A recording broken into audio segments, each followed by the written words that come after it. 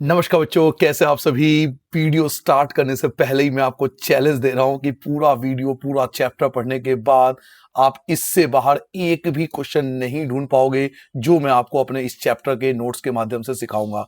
इतने कॉन्फिडेंस से क्यों कह रहा हूं? एक तो देखो, हमारा प्रीवियस ईयर रिजल्ट देखो, मैं आपको कुछ अपना रिजल्ट दिखा देता हूं। आप इस रिजल्ट को देखो, इससे ही पता लग जाता है कि नोट्स जो आपको दिए जाएंगे ना, वो बिल्कुल बेहतरीन होंगे। बहुत रिसर्च करके हमारी टीम बनाती है।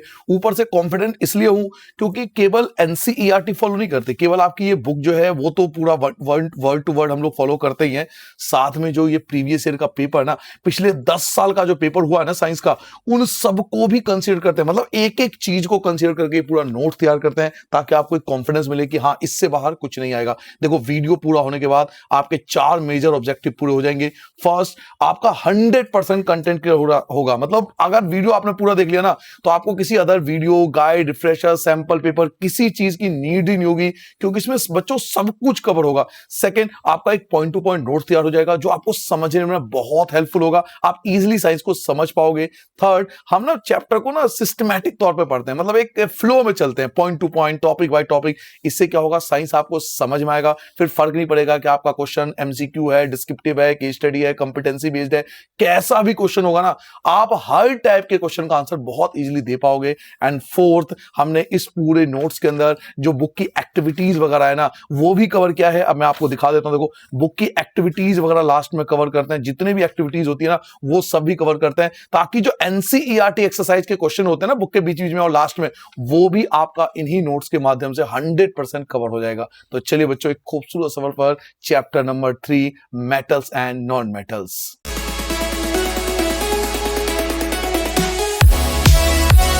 स्टार्ट करते हैं अपना एक खूबसूरत सा chapter, metals and non metals. और सबसे पहला टॉपिक है कि मेटल्स होता क्या है। एक 10th के स्टैंडर्ड के बच्चे को मेटल्स की डेफिनेशन क्या लिखना चाहिए? तो देखिए, व्हाट इज मेटल? मेटल कौन होता है? दोज एलिमेंट्स, ऐसे elements who lose their electron, जो अपने इलेक्ट्रॉन को लूज करता है, यानी अपना इलेक्ट्रॉन किसी और को दे देता है।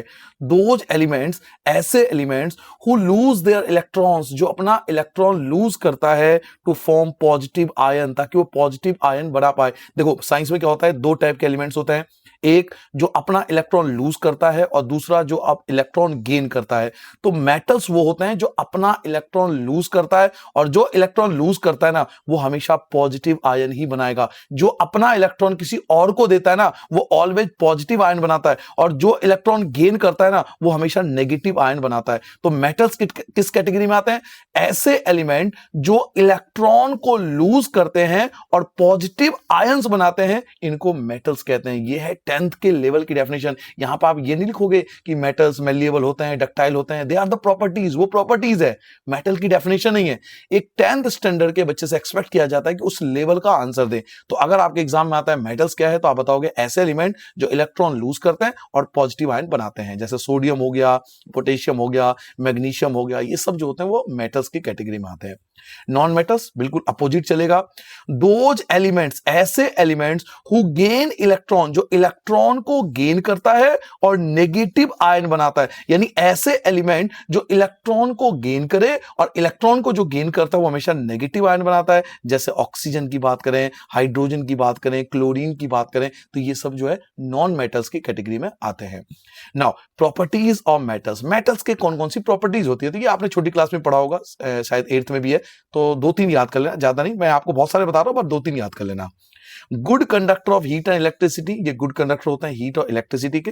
ये मेलिएबल होते हैं। सर मेलिएबल क्या होता है? हम आगे पढ़ेंगे, आगे डेफिनेशन में आएगा मेलिएबिलिटी। देखो आगे है ना, इसकी डेफिनेशन आएगी कि मेलिएबिलिटी क्या होती है। देखो ये रहा, मेलिएबिलिटी क्या होती है और डक्टिलिटी क्या होता है, ये अलग से समझाऊंगा। बस अभी आप प्रॉपर्टी समझ लो, ठीक है।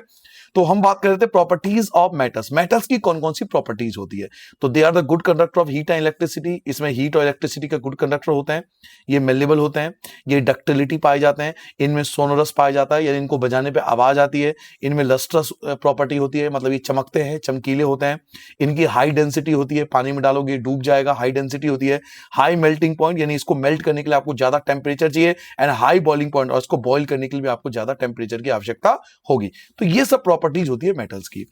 फिर प्रॉपर्टीज ऑफ नॉन मेटल, तो आपको सबको पता है कि भाई प्रॉपर्टीज अगर मुझे मेटल्स की याद हो जाएगी तो नॉन मेटल्स की तो अपने आप हो जाएगी।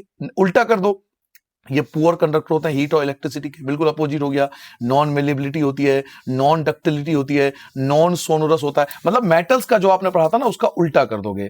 नॉन लस्ट्रस होता है, नॉन लस्ट्रस की कैटेगरी में आता है। लो डेंसिटी होती है, low melting point and low boiling point. यानी अगर आपने मेटल्स की प्रॉपर्टीज याद कर ली तो नॉन मेटल्स की प्रॉपर्टी याद करने की जरूरत नहीं है, उल्टा कर दोगे। ये गुड कंडक्टर वो पुअर कंडक्टर, ये मेलेबिलिटी वो नॉन मेलेबिलिटी, ये डक्टिलिटी वो नॉन डक्टिलिटी, ये सोनोरस वो नॉन सोनोरस, ये लस्ट्रस वो नॉन लस्ट्रस, ये हाई डेंसिटी वो low density, high melting point low melting point, high boiling point low boiling point. मतलब मेटल याद हो जाएगा तो नॉन मेटल अपने आप याद हो जाएगा। ठीक है नाउ, अब आते हैं टॉपिक नंबर 5 पे, मेटेलिक लस्टर। देखो एक वर्ड आया था लस्ट्रस, अभी बात की ना लस्टर, ये आया भी था, तो इसका मतलब क्या है? मेटेलिक लस्टर का मतलब होता है मेटल्स हैव शाइनिंग सरफेस। इसकी जो सरफेस होती है ना वो शाइनिंग होती है, चमकीले होते हैं। जितने भी मेटल्स होते हैं वो लस्टर होते हैं, चमकीले होते हैं। जैसे कि गोल्ड, गोल्ड आपने देखा होगा चमकता है ना, लाइट डाल तो वो चमकीला होता है। तो जितने भी मेटल होते हैं उनकी शाइनिंग सरफेस होता है, इसी को बोलते हैं मेटेलिक लस्टर। एग्जांपल दे दो कि गोल्ड जो है उसका मेटेलिक लस्टर होता है, शाइनिंग सरफेस होता है। फिर आया था सोनोरस की, सोनोरस क्या होता है? वर्ड आया था ना सोनोरस, उसका मतलब क्या है? मेटल प्रोड्यूस साउंड, मेटल जो है वो साउंड प्रोड्यूस करता है on striking on a surface. जब उसको बजाते हैं ना, जब किसी मेटल के सरफेस को पीटते हैं, जब किसी मेटल के सरफेस को पीटते हैं तो वो साउंड प्रोड्यूस करता है। जैसे कि स्कूल का बेल जो होता है ना, स्कूल की घंटी टन टन टन टन टन, वो सोनोरस की वजह से होता है, क्योंकि वो मेटल की वजह बना होता है। तो जब उसको पीटते हैं तो उसमें से आवाज प्रोड्यूस होती है, इसी को बोलते हैं सोनोरस। नाउ मेलेबिलिटी क्या होता है? मेलेबिलिटी का मतलब अभी आया था मेलेबिलिटी, मैंने आपसे कहा था अगले पेज पे समझाऊंगा। देखो मेलेबिलिटी का मतलब क्या होता है? Metal can be beaten into thin sheet. आप मेटल को पीट पीट कर पतला शीट बना सकते हो, बिल्कुल पतला सा शीट बना सकते हो। जैसे आप सबने रोटी पैक किया होगा aluminium foil paper, aluminium foil paper बोलते हैं। अब आप खुद देखो, एल्युमिनियम फॉइल पेपर आप बोल दो ना एल्युमिनियम, क्योंकि वो एल्युमिनियम का बना होता है। फॉइल पेपर यानी आपने सबने रोटी पैक किया होगा ना, फॉइल पेपर आता है, सबने देखा होगा, वो एल्युमिनियम का बना होता है। और एल्युमिनियम क्या है? मेटल है। तो मेटल को अगर हम बहुत ज्यादा पीटे ना तो उसको थिन शीट में कन्वर्ट कर सकते हैं। आपने काजू कतली खाई होगा, तो काजू कतली के ऊपर देखते हो तो सिल्वर की लेयर चढ़ी होती है, चांदी की थिन लेयर चढ़ी होती है, तो वो सिल्वर का बना होता है। तो मेटल को हम पीट पीट कर बहुत पतला शीट बना सकते हैं, इसको मेलेबिलिटी कहते हैं, जैसे कि aluminium foil paper. Now ductility क्या होता है? डक्टिलिटी का मतलब क्या होता है? Metal can be drawn into thin wire. Metals को आप वायर में कन्वर्ट कर सकते हो, आप उससे तार बना सकते हो। जैसे कॉपर वायर आता है, एल्युमिनियम वायर आता है, तो ये जो तार बन रहे हैं ये भी तो मेटल से बन रहे हैं ना, तो इसको डक्टिलिटी कहते हैं। तो मेलेबिलिटी का मतलब होता है आप उससे थिन शीट बना सकते हो, और डक्टिलिटी का मतलब होता है आप मेटल से वायर भी बना सकते हो। नाउ आप कुछ स्पेशल पॉइंट याद करना है। मोस्ट मेलिएबल मेटल, सबसे ज्यादा मेलिएबल मेटल, दुनिया में सबसे ज्यादा मेलिएबल मेटल कौन है? तो gold. Gold is the most malleable metal, यानी गोल्ड से पतला कोई मेटल नहीं हो सकता। मोस्ट डक्टिलिटी मेटल, कौन सा ऐसा मेटल है जिसको मोस्ट डक्टाइल बोलते हैं, यानी सबसे पतला तार बन सकता है? तो गोल्ड है। आपको पता है 1 ग्राम गोल्ड से, जी हाँ बच्चों, 1 ग्राम गोल्ड से 2 किलोमीटर का वायर बन सकता है। तो दुनिया का मोस्ट डक्टाइल मेटल जो है वो गोल्ड है, मोस्ट मेलिएबल मेटल भी गोल्ड है।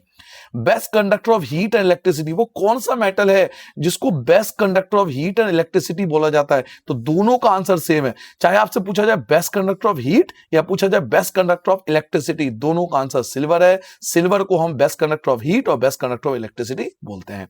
क्या क्या जाना हमने इस पेज पे? मैंने आपको सबसे पहला बताया कि भाई मेटेलिक लस्टर, लस्टर का मतलब होता है मेटल की शाइनिंग सरफेस होते हैं, जैसे कि गोल्ड। सोनोरस का मतलब क्या होता है? अगर आप मेटल को पीटोगे तो उसमें से आवाज प्रोड्यूस होगी, जैसे स्कूल का जो बेल होता है। मेलेबिलिटी का मतलब होता है कि मेटल को आप थिन शीट में कन्वर्ट कर सकते हो, जैसे कि एल्युमिनियम फॉइल पेपर। डक्टिलिटी का मतलब होता है कि मेटल से आप वायर बना सकते हो, जैसे कॉपर वायर और एल्युमिनियम वायर। दुनिया का मोस्ट मेलेबल मेटल किसे बोलते हैं? तो गोल्ड को बोलते हैं। मोस्ट डक्टाइल मेटल कौन होता है? तो वो भी गोल्ड होता है। बेस्ट कंडक्टर ऑफ हीट या बेस्ट कंडक्टर ऑफ इलेक्ट्रिसिटी को बोलते हैं, तो वो भी सिल्वर के कैटेगरी में आता है। बेस्ट कंडक्टर ऑफ हीट और बेस्ट कंडक्टर ऑफ इलेक्ट्रिसिटी जो होता है वो सिल्वर, चांदी को बोलते हैं बेस्ट कंडक्टर ऑफ हीट और best conductor of electricity. Now अगले पेज पे आते हैं। एक टॉपिक आपके बुक में दिया और ये भी पेपर में आ चुका है, पीवीसी की फुल फॉर्म और इसका क्या यूज है। तो दोनों आपको पॉइंट टू पॉइंट समझाया जाएगा। देखिए पीवीसी की फुल फॉर्म होती है पॉलीविनाइल क्लोराइड। पी मतलब पॉली, वी मतलब विनाइल और सी मतलब chloride. Polyvinyl chloride, polyvinyl chloride. और ये क्या यूज है? इससे कोटिंग की जाती है इलेक्ट्रिक वायर के ऊपर। आपने देखा होगा आपके घर में जितने भी तार होते हैं ना, उस पे अलग अलग कोटिंग होती है। एक देखा होगा रबर जैसा चढ़ा होता है ना, तो वो पीवीसी होता है। पीवीसी बहुत अच्छा एक ऑप्शन है हमारे पास जिससे इलेक्ट्रिक शॉक से बचा जा सकता है। तो पीवीसी की फुल फॉर्म पूछा जाएगा तो पीवीसी की फुल फॉर्म होती है पॉलीविनाइल क्लोराइड। और इसका यूज क्या है? तो इससे कोटिंग करते हैं इलेक्ट्रिक वायर के ऊपर, तार के ऊपर इससे कोटिंग की जाती है।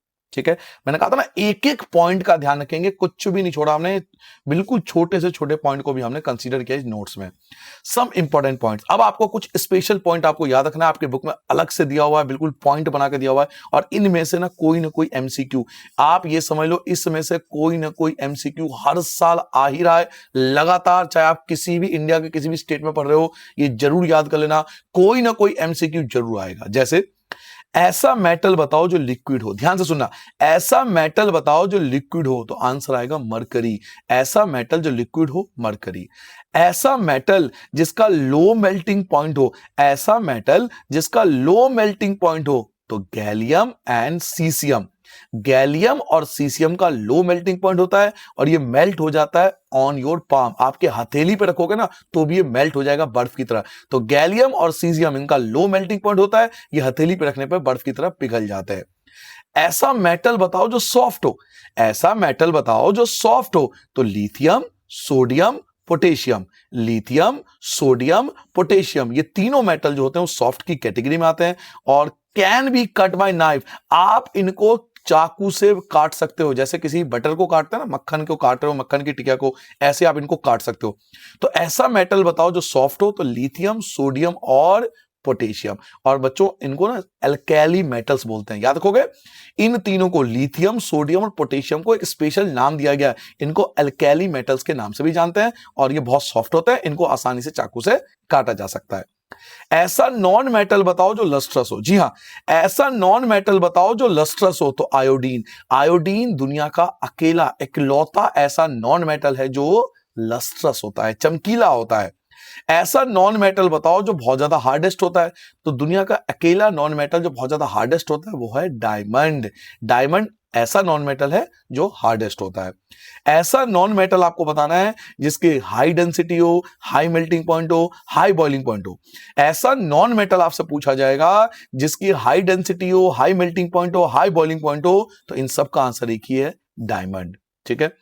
ऐसा नॉन मेटल बताओ जो गुड कंडक्टर हो इलेक्ट्रिसिटी का। दुनिया में एक ही ऐसा नॉन मेटल है जो गुड कंडक्टर होता है इलेक्ट्रिसिटी का, और वो है ग्रेफाइट। जी हां, graphite is the only non metal which is good conductor of electricity.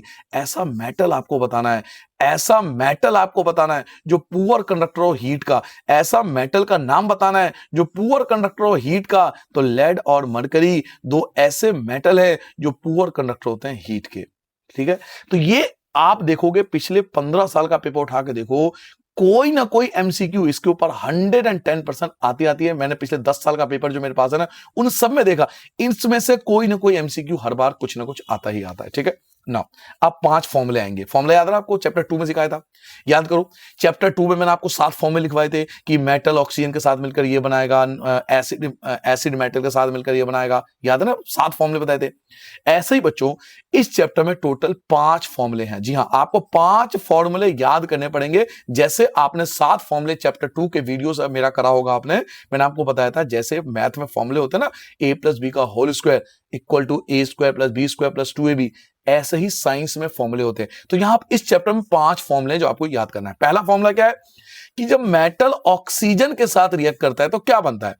जब कोई मेटल ऑक्सीजन के साथ रिएक्ट करता है तो क्या बनता है। तो एक तो फॉर्मूला याद कर लो कि कोई भी मेटल जब ऑक्सीजन के साथ रिएक्ट करता है तो हमेशा मेटेलिक ऑक्साइड बनता है, मेटल ऑक्साइड कहलाता है। जैसे कॉपर एक मेटल है, जब ये ऑक्सीजन के साथ रिएक्ट करेगा, कॉपर एक मेटल है, जब ये ऑक्सीजन के साथ रिएक्ट करेगा तो ये बनाएगा कॉपर ऑक्साइड जो कि मेटल ऑक्साइड कहलाता है। हालांकि ये वाला रिएक्शन हम पीछे चैप्टर 1 और चैप्टर 2 में ऑलरेडी कर चुके हैं। आप चाहो तो मेरा वीडियो देख लो चैप्टर 1 और 2 का, ये ऑलरेडी पीछे भी है। तो अगर आपने पीछे का वीडियो देख रखा होगा तो ये आपको अलग से रटने की जरूरत नहीं पड़ेगी, आपको पहले ही पता होगा कि मेटल ऑक्सीजन के साथ रिएक्ट कर मेटल ऑक्साइड बनाता है। कॉपर मैंने आपको बताया था ब्राउन कलर होता है, फिर ये ऑक्सीजन के साथ रिएक्ट करके ब्लैक कलर बन जाता है, कॉपर ऑक्साइड ब्लैक कलर का होता है, ये मैंने आपको पीछे सिखाया था, आप जाके देख लेना। अगला दूसरा फॉर्मूला आपको याद करना है कि जब कोई मेटल ऑक्साइड वाटर के साथ रिएक्ट करता है, जब कोई मेटल ऑक्साइड वाटर के साथ रिएक्ट करता है तो क्या बनता है। तो अब आपको याद करना है फॉर्मूले में कि जब कोई मेटल ऑक्साइड वाटर के साथ रिएक्ट करता है तो वो बनाता है मेटल हाइड्रोक्साइड। जब कोई मेटल ऑक्साइड वाटर के साथ रिएक्ट करता है तो वो बनाता है मेटल हाइड्रोक्साइड। और ये सबको याद करना पड़ेगा, चाहे आप एआई का वीडियो देख लो, चाहे आप सिंपल मित्र का वीडियो देख लो जिसमें ज्यादा एआई वगैरह नहीं होगा, ज्यादा तामझाम नहीं होगा, सिंपल होगा, तो आपको ये फॉर्मूला सबको याद करना पड़ेगा। इवन आपके टीचर, जब मेरे जैसे टीचर आपके होंगे ना, उन्होंने भी पहले से याद ही करा है। याद करने के बाद आपको ये समझना होता है, पहले इस फॉर्मूले को आपको याद करना ही पड़ेगा कि सारे मेटल ऑक्साइड वाटर के साथ रिएक्ट कर मेटल हाइड्रोक्साइड बनाते हैं। जैसे कैल्शियम ऑक्साइड एक मेटल ऑक्साइड है और ये वाटर के साथ रिएक्ट कर रहा है, मेटल ऑक्साइड की जगह कैल्शियम ऑक्साइड ले लिया, वाटर का फॉर्मूला H2O, ये दोनों मिलकर बनाएगा कैल्शियम हाइड्रोक्साइड जो कि मेटल हाइड्रोक्साइड कहलाता है। देखो मेटल कैल्शियम और हाइड्रोक्साइड OH2। तो जब कोई मेटल ऑक्साइड वाटर के साथ रिएक्ट करता है तो वो बनाता है मेटल हाइड्रोक्साइड। क्लियर हो गया। अब इस पेज पे हमने क्या क्या जाना, एक बार समझा दूं दोबारा, है ना, लास्ट एक बार हटा देंगे इस पेज को। मैंने सबसे पहले आपको बताया पीवीसी की फुल फॉर्म। पीवीसी की फुल फॉर्म होती है पॉलीविनाइल क्लोराइड। पॉलीविनाइल क्लोराइड, इसका यूज क्या है, इससे कोटिंग करते हैं इलेक्ट्रिक वायर के ऊपर। कुछ इंपॉर्टेंट पॉइंट्स आपको याद करना जो हर बार एमसीक्यू में आता है। ऐसा मेटल जो लिक्विड हो, मरकरी। ऐसा मेटल जिसका लो मेल्टिंग पॉइंट हो, गैलियम और सीजियम, और ये आपकी हथेली पे मेल्ट हो जाएगा बर्फ की तरह। ऐसा मेटल जो सॉफ्ट हो, लिथियम, सोडियम, पोटेशियम, इनको एल्केली मेटल भी बोलते हैं और इनको चाकू से आप आसानी से काट सकते हो। ऐसा नॉन मेटल जो कि लस्ट्रस हो, आयोडीन। ऐसा नॉन मेटल जो कि हार्डेस्ट हो, डायमंड। ऐसा नॉन मेटल जिसकी हाई डेंसिटी हो, हाई मेल्टिंग पॉइंट हो, हाई बॉइलिंग पॉइंट हो, उसका आंसर भी डायमंड है। ऐसा नॉन मेटल जो गुड कंडक्टर हो, इलेक्ट्रिसिटी का, ग्रेफाइट। ऐसा मेटल जो पुअर कंडक्टर हो, हीट का, लेड और मरकरी। फिर मैंने आपको फॉर्मूला बताया था कि भाई फॉर्मूला आपको याद करना पड़ेगा। एक काम कर लेता हूं, बाकी पेज अभी ना हटा देता हूं, आ जाओ। मेटल जब ऑक्सीजन के साथ रिएक्ट करता है तो क्या बनता है, तो वो बनाता है मेटल ऑक्साइड। जैसे कॉपर जब ऑक्सीजन के साथ मिलेगा तो वो बनाएगा कॉपर ऑक्साइड। ऐसे ही जब मेटल ऑक्साइड किसी वाटर के साथ रिएक्ट करेगा, जब मेटल ऑक्साइड, कोई भी मेटल ऑक्साइड दुनिया का जब वाटर के साथ रिएक्ट करता है तो वो बनाता है मेटल हाइड्रोक्साइड। जैसे कैल्शियम ऑक्साइड एक मेटल ऑक्साइड है और वो वाटर के साथ रिएक्ट करा रहा है, तो जब मेटल ऑक्साइड वाटर के साथ रिएक्ट करेगा तो वो बनाएगा मेटल हाइड्रोक्साइड। यहां पे बनना है कैल्शियम हाइड्रोक्साइड। नाउ अगला टॉपिक ले आता हूं, टॉपिक नंबर 17 पे आ चुके हैं हम। अगला फॉर्मूला आ गया, बस ज्यादा नहीं, 5 ही फॉर्मूले, 2 हो चुके हैं, 3 और आएंगे, बस खत्म। फॉर्मूले ज्यादा नहीं, आप टेंशन मत लो। कई बच्चों को रिएक्शन से दिक्कत होती है ना, ज्यादा नहीं है रिएक्शन, बस 5 हो गए, 2 हो गए, मतलब 3 बचे हैं, टोटल 5 है, बस खत्म।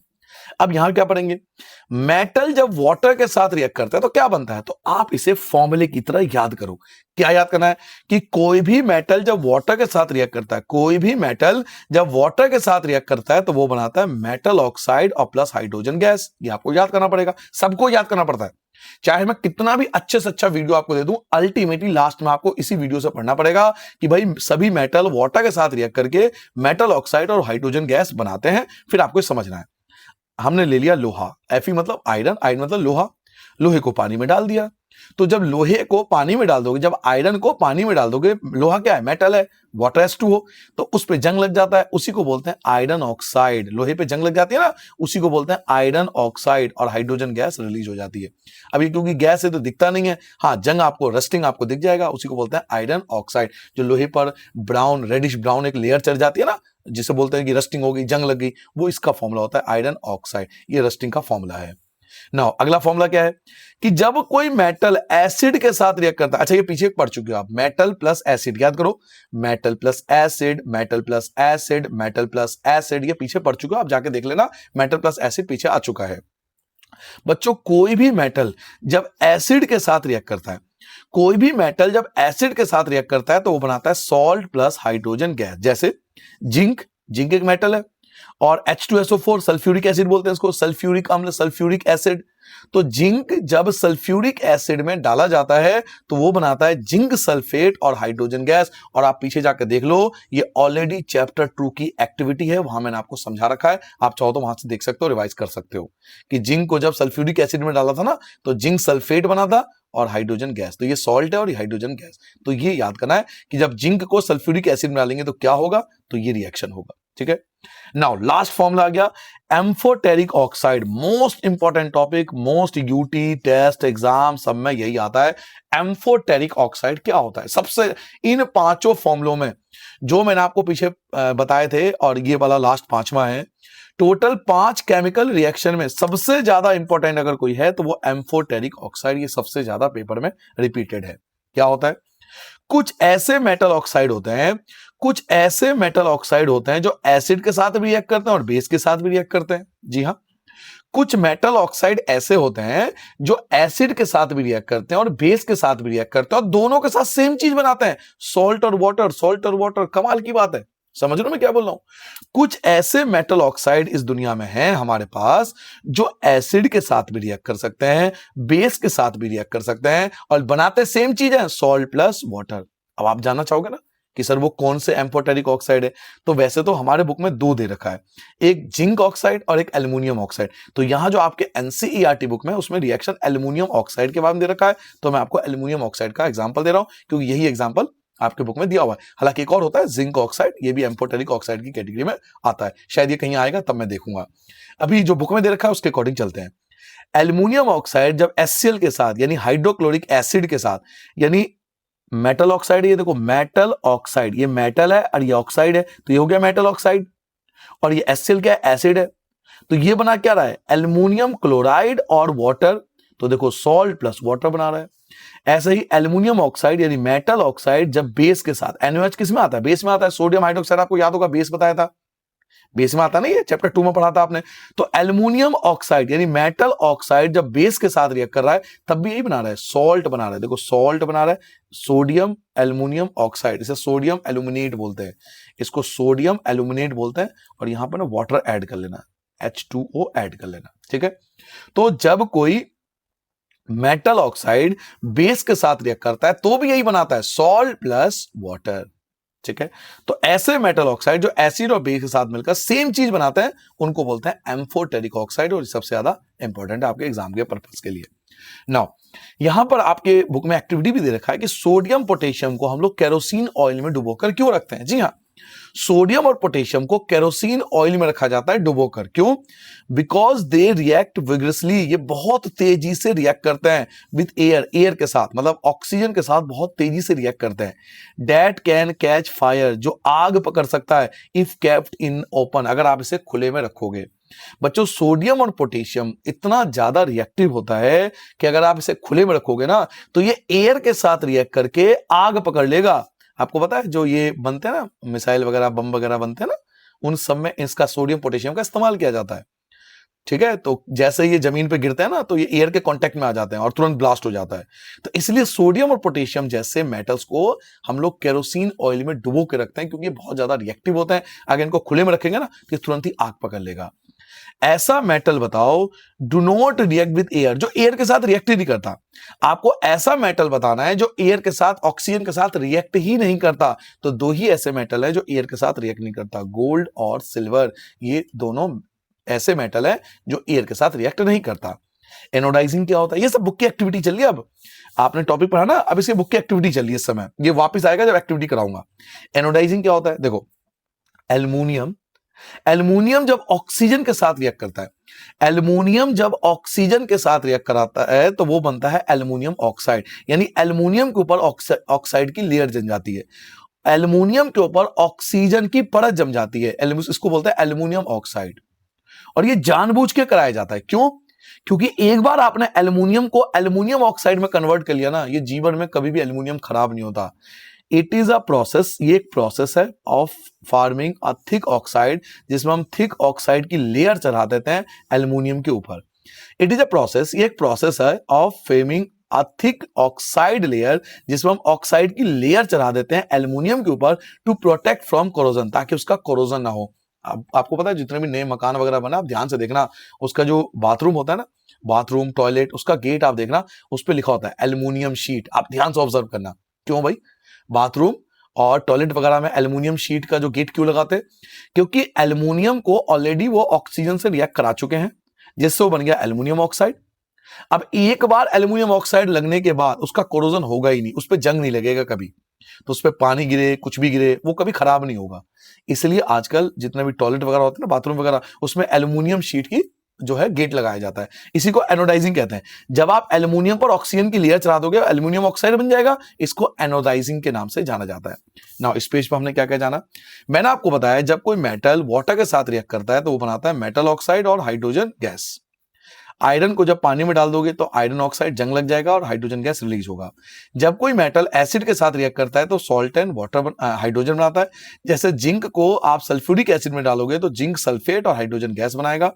एम्फोटेरिक ऑक्साइड कौन होते हैं, ऐसे मेटल ऑक्साइड जो एसिड के साथ भी रिएक्ट करता है, बेस के साथ भी रिएक्ट करता है और दोनों के साथ सेम चीज बनाता है सॉल्ट एंड वाटर, इनको एम्फोटेरिक ऑक्साइड कहते हैं।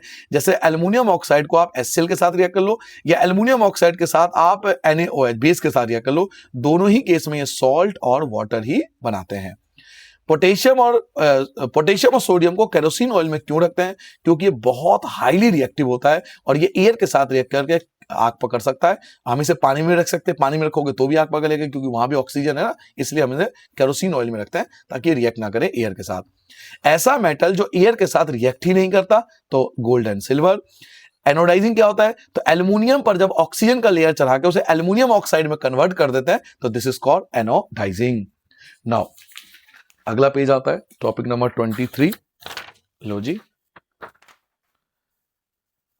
चलिए अब आपको क्या याद करना है कि सोडियम और पोटेशियम जो अभी हमने पढ़ा था ना, सोडियम और पोटेशियम को हम लोग केरोसिन ऑयल में डुबो के रखते हैं क्योंकि एयर के साथ वो आग पकड़ लेता है। अगर आप सोडियम पोटेशियम को कोल्ड वाटर के कांटेक्ट में लाओगे ना, ठंडे पानी के कांटेक्ट में लाओगे ना, भाई साहब धमाका हो जाएगा एकदम बहुत तगड़ा।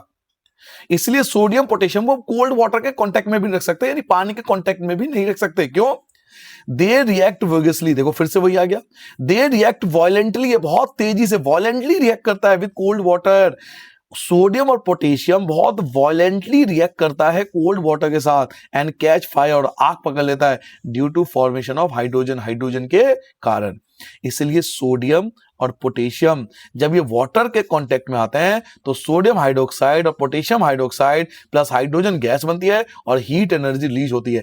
यानी कहने का मतलब यह है कि हम सोडियम पोटेशियम को पानी में भी नहीं रख सकते क्योंकि वहां भी आग पकड़ लेगा। इसलिए सोडियम और पोटेशियम को केरोसिन ऑयल में डुबो के रखा जाता है ताकि एयर के कांटेक्ट में बिल्कुल भी ना आए। और इसका इस्तेमाल मोस्टली मैंने आपको बताया जो मिसाइल वगैरह होते हैं, जो विस्फोटक वगैरह होते हैं ना, उनमें यूज होता है क्योंकि ये एयर के साथ रिएक्ट करके एकदम आग पकड़ लेता है।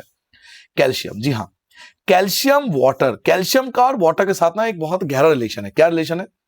कैल्शियम की गोली को अगर आप पानी में डाल दोगे ना, आप देखोगे थोड़ी देर बाद कैल्शियम ना पानी के ऊपर तैरने लगेगा। कैल्शियम पानी के ऊपर तैरने लगता है, क्यों? तो आंसर ये मिलेगा। देखो, कैल्शियम जब वाटर के साथ रिएक्ट करता है तो वो बनाता है कैल्शियम हाइड्रोक्साइड और हाइड्रोजन गैस। कैल्शियम जब वाटर के साथ रिएक्ट करता है तो कैल्शियम हाइड्रोक्साइड और हाइड्रोजन गैस बनाता है। पहले तो रिएक्शन याद कर लो, फिर आप बताओगे। Calcium float on water, calcium पानी के ऊपर तैरने लगता है, क्यों? ड्यू टू द बबल्स, क्योंकि बबल्स बनता है हाइड्रोजन गैस का। ये रहा हाइड्रोजन, हाइड्रोजन गैस का बबल्स बनता है, फॉर्म जो जिसके अंदर स्टिक हो जाते हैं, यानी चिपक जाते हैं। जो कैल्शियम होता है ना, वो उस बबल्स में फंस जाते हैं to the surface of the metals, और वो मेटल्स का जो कैल्शियम मेटल्स है वो पानी के ऊपर तैरने लगेगा। देखो, calcium float on water, calcium float करता है पानी के ऊपर due to the bubbles, bubbles के कारण। किसके बबल्स? हाइड्रोजन गैस फॉर्म होती है, ये रहा हाइड्रोजन गैस जो स्टिक कर लेता है, उस मेटल्स को चिपका लेता है अपने सरफेस के साथ। तो कैल्शियम जब वाटर के साथ रिएक्ट करता है तो कैल्शियम हाइड्रोक्साइड और हाइड्रोजन गैस बनाता है, और ये हाइड्रोजन गैस क्या करता है, अपने साथ उस मेटल्स को ऊपर ले आता है बबल्स के फॉर्म में, और वो पानी के ऊपर तैरने लगता है। इसीलिए कभी भी डॉक्टर कैल्शियम की गोली को आपको पानी के साथ लेने के लिए नहीं बोलेंगे। आप पता कर लो, अगर घर में कोई कैल्शियम की गोली कभी किसी ने खाया हो, आपको दूध के साथ, मिल्क के साथ उसे खाना पड़ेगा, क्योंकि पानी के साथ खाओगे वो पानी पेट में जाएगा, वो फ्लोट करेगा, वो इतना ज्यादा यूजफुल नहीं है। ठीक है, तो कैल्शियम वाटर के साथ रिएक्ट करके कैल्शियम हाइड्रोक्साइड और हाइड्रोजन बनाता है और कैल्शियम पानी के ऊपर तैरने लगता है। ऐसा सेम केस मैग्नीशियम के साथ भी होता है, सेम यही एज इट इज मैग्नीशियम के साथ भी होता है। मैग्नीशियम जब वाटर के साथ रिएक्ट करता है तो मैग्नीशियम हाइड्रोक्साइड और हाइड्रोजन गैस बनाता है। मैग्नीशियम भी फ्लोट करता है वाटर के ऊपर, मैग्नीशियम फ्लोट करता है वाटर के ऊपर ड्यू टू द बबल्स, उस बबल्स के कारण। किसके बबल्स? हाइड्रोजन गैस के बबल्स के कारण फॉर्म जो कि हाइड्रोजन गैस बनती है ना, वो स्टिक कर लेती है, चिपका लेती है सरफेस ऑफ द मेटल्स को अपने साथ। तो जो केस कैल्शियम के साथ और वाटर के साथ होता है, वही केस मैग्नीशियम वाटर के साथ होता है। दोनों का आप आंसर देखो, लगभग एक जैसा है, रिएक्शन भी लगभग एक जैसा है। नाउ आपको ना 3 मेटल्स के नाम याद करना है, एल्युमिनियम, आयरन और जिंक। क्या याद करना है?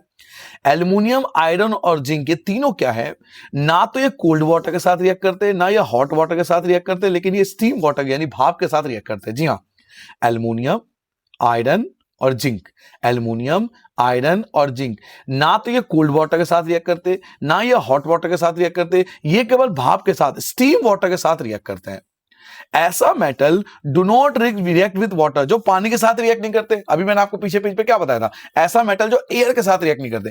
अब आपसे पूछा जाएगा ऐसा मेटल बताओ जो पानी के साथ रिएक्ट नहीं करते, वाटर के साथ रिएक्ट नहीं करते, तो गोल्ड, सिल्वर, लेड, कॉपर, ये वो मेटल हैं जो पानी के साथ अच्छे से रिएक्ट नहीं करते हैं। तो अगर आपसे पेपर में पूछा जाए ऐसा मेटल बताओ जो वाटर के साथ रिएक्ट नहीं करते, तो गोल्ड, सिल्वर, लेड और कॉपर। फिर मेटल और नाइट्रिक एसिड के साथ एक स्पेशल रिलेशन है। जी हाँ, मेटल और नाइट्रिक एसिड के साथ एक स्पेशल रिलेशन है जो अगले पेज पर आएगा। पहले हम इस पेज को रिवाइज कर लेते हैं। मैंने आपको बताया कि सोडियम पोटेशियम अगर कोल्ड वाटर के साथ रिएक्ट करेगा तो वॉलेंटरी रिएक्ट करेगा, आग पकड़ लेगा। ये मैंने आपको सोडियम और पोटेशियम का वाटर के साथ रिएक्शन बताया, जिसमें मैंने बताया कि वो हीट एनर्जी बनाएगा, आग पकड़ लेगा, इसलिए हम इसको केरोसिन ऑयल में डुबोकर रखते हैं। कैल्शियम वाटर के साथ या मैग्नीशियम वाटर के साथ, दोनों के साथ एक ही केस है कि दोनों ही पानी के ऊपर फ्लोट करता है, पानी के ऊपर तैरता है। क्यों? क्योंकि दोनों ही केस में हाइड्रोजन गैस के बबल्स बनते हैं जो उसको पानी पर ऊपर ले आता है। एल्युमिनियम, आयरन, जिंक ना तो कोल्ड वाटर के साथ रिएक्ट करता है, ना हॉट वाटर के साथ रिएक्ट करता है, केवल स्टीम वाटर के साथ ये रिएक्ट करता है। ऐसा मेटल जो वाटर के साथ रिएक्ट ही नहीं करता, गोल्ड, सिल्वर, लेड और कॉपर। मेटल और नाइट्रिक एसिड का एक स्पेशल रिलेशन है। क्या रिलेशन है? देखो, अभी थोड़ी देर मैंने आपको पहले बताया था बच्चों, तो दुनिया का कोई भी मेटल जब एसिड के साथ रिएक्ट करता है तो सॉल्ट एंड हाइड्रोजन बनाता है। अभी बताया था ना टॉपिक नंबर 18 में कि कोई भी मेटल जब एसिड के साथ रिएक्ट करता है तो सॉल्ट एंड हाइड्रोजन बनाता है। लेकिन ये एक्सेप्शन केस है, जब कोई मेटल नाइट्रिक एसिड के साथ है। देखो ये मेटल, देखो मेटल सेम है, एसिड सेम है, लेकिन नाइट्रिक एसिड एक स्पेशल केस है। यहां हम कह रहे हैं कि मेटल एसिड के साथ मिलकर सॉल्ट एंड हाइड्रोजन बनाता है। लेकिन अब हम क्या पढ़ेंगे, देखो स्पेशल केस क्या है कि अगर वही मेटल नाइट्रिक एसिड के साथ मिल जाए ना, अगर कोई भी मेटल नाइट्रिक एसिड के साथ मिल जाए ना, तो वो सॉल्ट एंड हाइड्रोजन नहीं बना रहा, सॉल्ट एंड वाटर बना रहा है। तो इसलिए बोलो नाइट्रिक एसिड का स्पेशल केस है। क्या स्पेशल केस है? आपको स्पेशल याद करना है कि जब कोई मेटल नाइट्रिक एसिड के साथ मिक्स होता है या रिएक्ट करता है तो वो सॉल्ट एंड हाइड्रोजन नहीं बनाता, वो सॉल्ट एंड वाटर बनाता है। कोई भी मेटल जब नाइट्रिक एसिड के साथ मिलता है तो वो सॉल्ट एंड हाइड्रोजन नहीं बनाता, सॉल्ट एंड वाटर बनाता है। ऐसा क्यों? सर अभी तो आप कह रहे थे थोड़ी देर पहले कि सारे मेटल एसिड के साथ मिलकर सॉल्ट एंड हाइड्रोजन बनाते हैं। अब आप कह रहे हो कि मेटल नाइट्रिक एसिड के साथ मिलकर सॉल्ट एंड वाटर बनाता है, हाइड्रोजन क्यों नहीं है? यही तो बता रहा हूं एक्सेप्शन केस क्यों है। क्यों है? सुनो, आपसे पूछा जाएगा क्यों भाई ऐसा क्यों हो रहा है, भाई क्यों नाइट्रिक एसिड अलग है? Because nitric acid is a strong oxiding agent.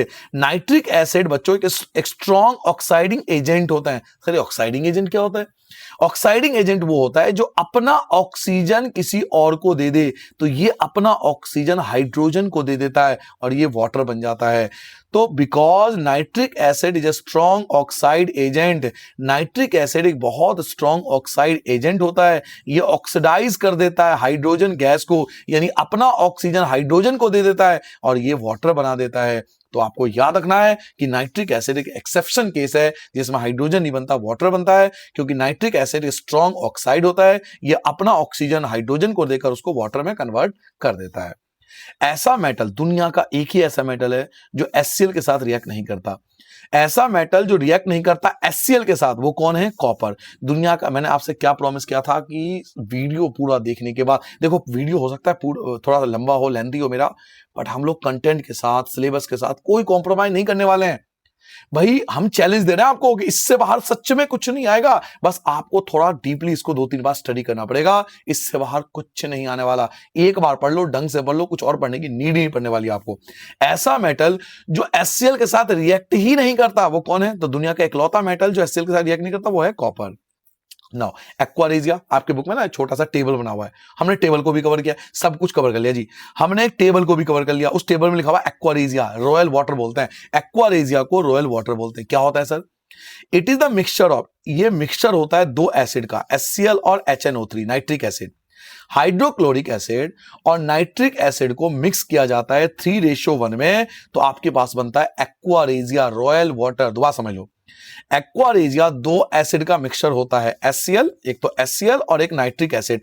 जब HCl को और नाइट्रिक एसिड को 3:1 में, यानी 3 लीटर ले लो हाइड्रोक्लोरिक एसिड और 1 लीटर ले लो नाइट्रिक एसिड, इन दोनों को मिक्स कर दोगे तो आपका एक्वारेजिया तैयार हो जाएगा।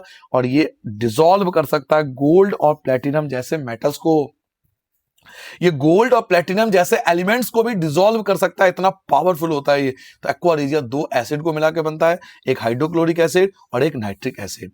नाउ रिएक्टिविटी सीरीज, ये बहुत इंपॉर्टेंट टॉपिक है सर, बहुत मजेदार टॉपिक है। आपने सिखाया था किसी बच्चे को, आपने चैप्टर 1 में पढ़ा था, चैप्टर 1 में आपने पढ़ा था डिस्प्लेसमेंट रिएक्शन, जिसमें हमने पढ़ा था कि ज्यादा रिएक्टिव कम वाले को डिस्प्लेस कर देता है। तो हमें कैसे पता कि कौन ज्यादा रिएक्टिव और कम रिएक्टिव है? वो हमें बताएगा रिएक्टिविटी सीरीज।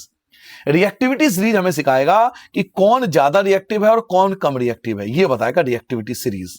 क्या बताएगा sir? It is the list of metal, इसमें सारे मेटल के लिस्ट होंगे, केवल हाइड्रोजन छोड़कर, हाइड्रोजन नॉन मेटल है, बाकी सब मेटल है।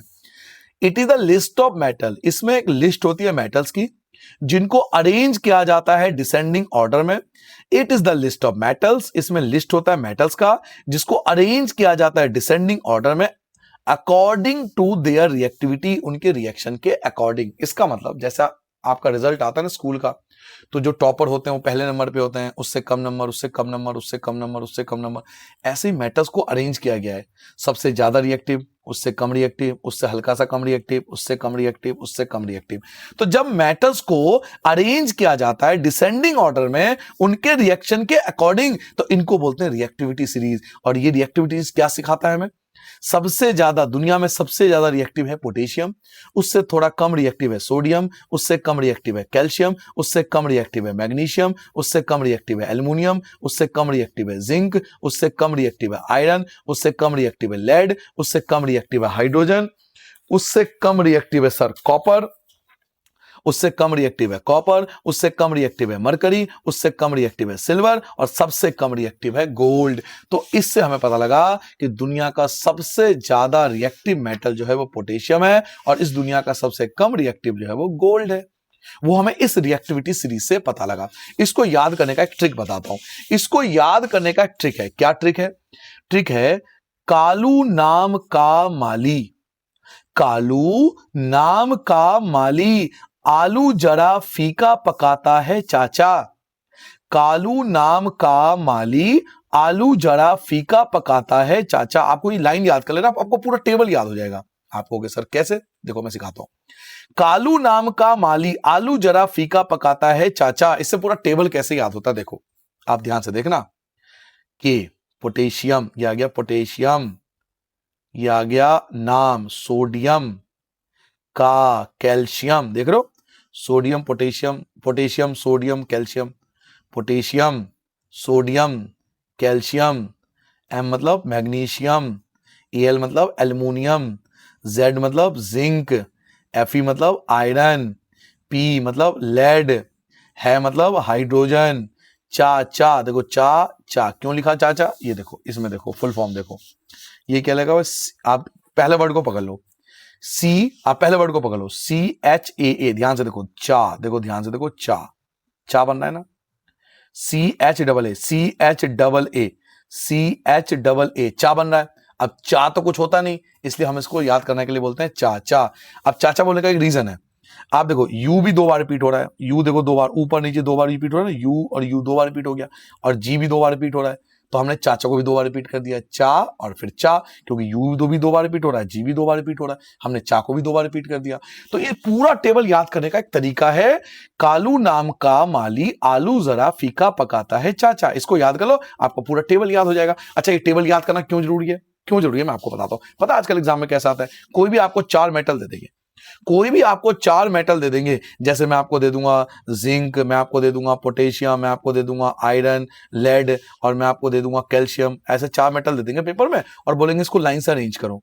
तो देखो कालू, ये आ गया सबसे पहले, नाम है नहीं, का ये रहा, कालू नाम का माली, आलू, जरा, ये रहा जरा, जरा, तो बचाइए तो ये आ जाएगा। ठीक है, ये हमने लाइन से अरेंज कर लिया। तो कालू नाम का माली, आपको ये लाइन याद कर लेना बस। ठीक है, कालू नाम का माली आलू जरा फीका पकाता है चाचा। इस आपको पूरा टेबल याद करने में आसानी हो जाएगी।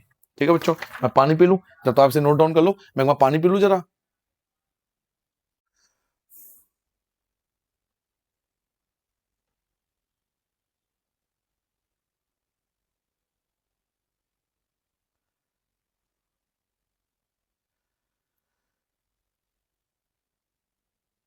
चलिए बच्चों, तो यहां से स्टार्ट करते हैं इस चैप्टर का सबसे मोस्ट इंपॉर्टेंट टॉपिक। अब आता है देखो मेटल्स और नॉन मेटल के बीच रिएक्शन। देखो चैप्टर का नाम क्या था, मेटल्स एंड नॉन मेटल्स।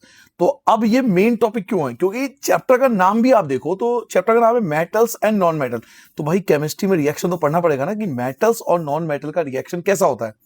आप पिछले 10 साल का पेपर उठाओगे ना, तो ऐसा एक भी बार एग्जाम ऐसा नहीं हुआ जिसमें इससे रिलेटेड कुछ ना कुछ जरूर आया था। तो मेटल जब नॉन मेटल के साथ रिएक्ट करता है ना, तो एक नई चीज बनाता है जिसको बोलते हैं आयनिक कंपाउंड। जी हाँ, आयनिक कंपाउंड का मतलब होता है मेटल्स और नॉन मेटल के बीच की बॉन्डिंग। जब मेटल नॉन मेटल आपस में जुड़ता है तो केमिस्ट्री में एक नई कंपाउंड बनती है जिसको आयनिक कंपाउंड बोलते हैं, और इसी को इलेक्ट्रोवैलेंट कंपाउंड कहते हैं।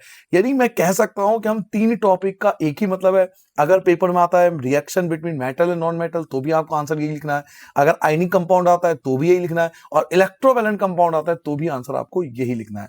सबसे पहले जानते हैं देखो सोडियम क्लोराइड के बारे में। देखो सोडियम क्लोराइड, आप ध्यान से देखो, एक मेटल है, सोडियम क्या है, मेटल, और क्लोराइड क्या है, नॉन मेटल। तो मेटल और नॉन मेटल दोनों मिलकर बना सोडियम क्लोराइड। ये वही नमक है, सॉल्ट है, जो हम सबके घर में पाया जाता है, सोडियम क्लोराइड, जो मैंने चैप्टर 2 में आपको समझाया था, कॉमन सॉल्ट भी इसको बोलते हैं। तो एक मेटल और नॉन मेटल दोनों मिलकर बन गया आयनिक कंपाउंड। ये आयनिक कंपाउंड का एग्जांपल है, ये इलेक्ट्रोवैलेंट कंपाउंड का भी एग्जांपल है। अब ये हुआ कैसे, तो देखो सबसे पहले बात करते हैं सोडियम का। सोडियम आपको पता है 11वें नंबर पे आता है, 11 नंबर पे आता है, आपने 9th क्लास में पढ़ा था कि सोडियम 11 नंबर पे आता है। और अगर इसके इलेक्ट्रॉनिक कॉन्फ़िगरेशन को देखोगे, अगर आप इसका इलेक्ट्रॉनिक कॉन्फ़िगरेशन आपने 9th में क्या होगा, तो आपने लिखा होगा 281, ये इसका इलेक्ट्रॉनिक कॉन्फ़िगरेशन है। नाउ सोडियम एक मेटल है, और मेटल की डेफिनेशन हमने क्या कहा था कि मेटल अपना इलेक्ट्रॉन दूसरों को देता है। तो सोडियम अपने पास ये वाला इलेक्ट्रॉन अपने पास रखेगा, सोडियम अपने पास ये वाला इलेक्ट्रॉन रखेगा, और ये एक इलेक्ट्रॉन जो एक्स्ट्रा ये किसी और को दे देगा। तो जो इलेक्ट्रॉन देता है वो पॉजिटिव आयन बनाता है। ये चैप्टर जब स्टार्ट हुआ था तो पहला टॉपिक यही था, सोडियम ने अपने पास 2 और 8 यानी ये वाला इलेक्ट्रॉन अपने पास रख लिया, और जो ये एक्स्ट्रा इलेक्ट्रॉन था ये किसी और को दे रहा है, और जो इलेक्ट्रॉन देता है वो पॉजिटिव आयन बनाता है। ये कॉल करेगा क्लोरीन को कॉल करेगा कि भाई क्लोरीन भाई, मेरे पास ना एक इलेक्ट्रॉन एक्स्ट्रा है, तुम ले जाओ, कोई दिक्कत नहीं है। क्लोरीन कहता है हाँ यार, मुझे तो एक ही इलेक्ट्रॉन की जरूरत है, क्योंकि क्लोरीन आता है 17 नंबर पर, क्लोरीन आता है 17 नंबर पर, 9th क्लास में आपने पढ़ा था। अब क्लोरीन का अगर इलेक्ट्रॉनिक कॉन्फ़िगरेशन देखोगे तो वो होता है 287, लास्ट में देखो 7 है। अगर आप इसके ऑक्टेंट को पूरा करना चाहते हो, यानी अगर आप इसको संतुलित करना चाहते हो, बैलेंस करना चाहते हो, तो इसको एक इलेक्ट्रॉन की आवश्यकता है। तो सोडियम ने जब क्लोरीन को कॉल किया तो क्लोरीन ने कहा हाँ मुझे तो एक इलेक्ट्रॉन की जरूरत है, तो क्लोरीन ने एक इलेक्ट्रॉन ले लिया, क्लोरीन ने एक इलेक्ट्रॉन ले लिया। तो पहले था 287, अब इसने एक इलेक्ट्रॉन ले लिया, तो अब ये बन गया 288। पहले था ये 287, एक इलेक्ट्रॉन इसको मिल गया, तो अब बन गया 288। अब क्योंकि इसने इलेक्ट्रॉन लिया है, जो इलेक्ट्रॉन लेता है वो नेगेटिव आयन बनाता है, जो इलेक्ट्रॉन देता है वो पॉजिटिव आयन बनाता है, जो इलेक्ट्रॉन लेता है वो नेगेटिव आयन बनाता है। तो सोडियम ने एक इलेक्ट्रॉन क्लोरीन को दिया, सोडियम ने एक इलेक्ट्रॉन क्लोरीन को दिया। इसके पास 1 2 3 4 5 6 7 पहले ही मौजूद थे। लास्ट वाला ऑर्बिट देखो, इसके पास 7 इलेक्ट्रॉन पहले ही मौजूद थे, एक इलेक्ट्रॉन सोडियम से इसने लिया। जो इलेक्ट्रॉन देता है वो पॉजिटिव आयन बनाता है, जो इलेक्ट्रॉन लेता है वो नेगेटिव आयन बनाता है, दोनों मिलकर बन गया NaCl, सोडियम क्लोराइड। और ये है हमारा आयनिक कंपाउंड, जो कि मेटल और नॉन मेटल के कंबाइन हो से बना। मेटल और नॉन मेटल जब जुड़ गए तो ये बना आयनिक कंपाउंड। इसी को आयनिक कंपाउंड कहते हैं, इसी को इलेक्ट्रोवैलेंट कंपाउंड भी कहते हैं, और इसी को मेटल और नॉन मेटल का रिएक्शन भी कहते हैं। एक और एग्जांपल लेते हैं, मैग्नीशियम क्लोराइड। अगर आप इसको दो हिस्सों में तोड़ो, देखो मैग्नीशियम एक मेटल है और क्लोराइड एक नॉन मेटल है। तो मैग्नीशियम आता है 12वें नंबर पर, 12 नंबर पे आता है मैग्नीशियम। 12 नंबर पे आता है। अगर आप इसको लाइन से चलोगे ना तो 12 नंबर पे आएगा। तो इसका इलेक्ट्रॉनिक कॉन्फ़िगरेशन होता है 282। मैग्नीशियम 12वें नंबर पे आता है, इसके इलेक्ट्रॉन बांटोगे तो 282, लास्ट में 2 आया। तो मैग्नीशियम कहेगा कि भाई मेरे पे 2 इलेक्ट्रॉन एक्स्ट्रा है, कोई ले जाओ मेरे से 2 इलेक्ट्रॉन एक्स्ट्रा ले जाओ। मैग्नीशियम अपने 2 इलेक्ट्रॉन लूज करने को तैयार है, इसलिए 2+ लिखा हुआ है, क्योंकि इलेक्ट्रॉन लूज कर रहा है। जो इलेक्ट्रॉन लूज करता है वो पॉजिटिव, और कितने इलेक्ट्रॉन लूज कर रहा है, तो लास्ट में क्या है 2, तो ये अपने 2 इलेक्ट्रॉन को लूज कर रहा है, 2 इलेक्ट्रॉन लूज करने के लिए तैयार है। अब ये करेगा कॉल क्लोरीन को। क्लोरीन आता है 17वें नंबर पर, जैसे आपने ऊपर देखा 17 नंबर पे आता है, तो ये तो एक ही इलेक्ट्रॉन ले सकता है। क्लोरीन एक ही इलेक्ट्रॉन ले सकता है क्योंकि इसके लास्ट में 7 है। किसी को भी अपना ऑक्टेंट अगर पूरा करना है तो यहां पे 8 होना चाहिए, तो ये तो केवल एक ही इलेक्ट्रॉन ले सकता है। तो क्लोरीन कहेगा भाई मैग्नीशियम मैं तो एक इलेक्ट्रॉन ले सकता हूं, 2 इलेक्ट्रॉन तो नहीं ले सकता। तो मैग्नीशियम कहेगा कोई बात नहीं भाई, अपने एक भाई को ले आओ। तो क्लोरीन कहेगा हाँ सही है, मेरा तो एक और भाई है। क्लोरीन के बहुत सारे भाई हैं, तो ये एक इलेक्ट्रॉन इस वाले क्लोरीन को देगा और एक इलेक्ट्रॉन किसी और क्लोरीन को अपना दे देगा। यानी मैग्नीशियम 2 क्लोरीन से बात करेगा। मैग्नीशियम को 2 बार कॉल करना पड़ेगा, एक कॉल करेगा एक क्लोरीन को, एक कॉल करेगा एक क्लोरीन को, यानी एक इलेक्ट्रॉन ये किसी और क्लोरीन को देगा और एक इलेक्ट्रॉन ये किसी और क्लोरीन को देगा। तो मैग्नीशियम ने एक इलेक्ट्रॉन किसी और क्लोरीन को दे दिया और एक इलेक्ट्रॉन किसी और क्लोरीन को दे दिया, क्योंकि इसको तो 2 इलेक्ट्रॉन लूज करने हैं ना। मैग्नीशियम को अपने 2 इलेक्ट्रॉन लूज करने हैं, 2 इलेक्ट्रॉन लूज करेगा तभी तो ये संतुलित होगा, स्टेबल होगा। स्टेबल होने के लिए लास्ट में और ऑक्टेट जो है पूरा होना चाहिए, लास्ट में 8 होना चाहिए, तो ये 2 इलेक्ट्रॉन लूज करना पड़ेगा इसको। तो 2 इलेक्ट्रॉन लूज करने के लिए इसको 2 बार कॉल करना पड़ेगा क्लोरीन से, एक इलेक्ट्रॉन किसी और क्लोरीन को, एक इलेक्ट्रॉन किसी और क्लोरीन को। तो मैग्नीशियम ने 2 इलेक्ट्रॉन लूज किया, और मैग्नीशियम ने जो 2 इलेक्ट्रॉन लूज किया इसलिए 2+ लिखा। लेकिन क्लोरीन को दो बार कॉल किया इसने, क्लोरीन को 2 बार कॉल किया। देखो एक इलेक्ट्रॉन इसको दिया, एक इलेक्ट्रॉन इसको दिया, तो क्लोरीन 2 बार, क्लोरीन 2 टाइम्स आया। लेकिन क्लोरीन ने लिया तो एक ही इलेक्ट्रॉन ना, इसने एक ही इलेक्ट्रॉन लिया ना, इसने भी एक ही इलेक्ट्रॉन लिया ना, लिया तो एक ही इलेक्ट्रॉन ना। हाँ 2 बार कॉल किया इसलिए Cl2 लिखा, Cl2 मतलब क्लोरीन 2 बार, और लिया एक ही इलेक्ट्रॉन इसलिए यहां पर केवल ये आएगा। तो मैग्नीशियम क्लोराइड ये एक मेटल और ये एक नॉन मेटल, दोनों मिलकर बन गया आयनिक कंपाउंड। तो हमारे आसपास बहुत सारी ऐसी चीजें हैं जो मेटल और नॉन मेटल से मिलकर बनता है। क्लियर हो गया? इस पेज पर हमने यही जाना आयनिक कंपाउंड क्या होता है, इलेक्ट्रोवैलेंट कंपाउंड क्या होता है, ये मेटल नॉन मेटल का रिएक्शन कैसे होता है। तो सोडियम मेटल था, क्लोरीन नॉन मेटल था, दोनों का रिएक्शन ये वाला बना। मैग्नीशियम क्लोराइड, मैग्नीशियम एक मेटल है, क्लोरीन एक नॉन मेटल है, दोनों का रिएक्शन आपके सामने है ना। अगले पेज पे जाते हैं कि आयनिक कंपाउंड की ना प्रॉपर्टीज कौन कौन सी होती है। जी हाँ, आयनिक कंपाउंड की ना प्रॉपर्टीज होती है। ये जो अभी आपने आयनिक कंपाउंड बनाया जो कि मेटल और नॉन मेटल को मिला के बना, इनकी कुछ प्रॉपर्टीज होती है। क्या क्या प्रॉपर्टीज होती है? They are solid and hard, जितने भी आयनिक कंपाउंड होते हैं सॉलिड होते हैं और हार्ड होते हैं। They are soluble in water, जितने भी आयनिक कंपाउंड होते हैं वो पानी में सोल्यूबल होते हैं, पानी में घुल जाते हैं। इनसोल्यूबल इन सॉल्वेंट, लेकिन सॉल्वेंट में नहीं घुलते। सॉल्वेंट क्या होता है? जैसे केरोसिन हो गया, पेट्रोल हो गया, अल्कोहल हो गया, इनको सॉल्वेंट बोला जाता है। तो ये इनसोल्यूबल होता है सॉल्वेंट में घुलते नहीं है। High melting point and high boiling point, जितने भी आयनिक कंपाउंड होते हैं उनके हाई मेल्टिंग पॉइंट होती है, हाई बॉइलिंग पॉइंट होती है।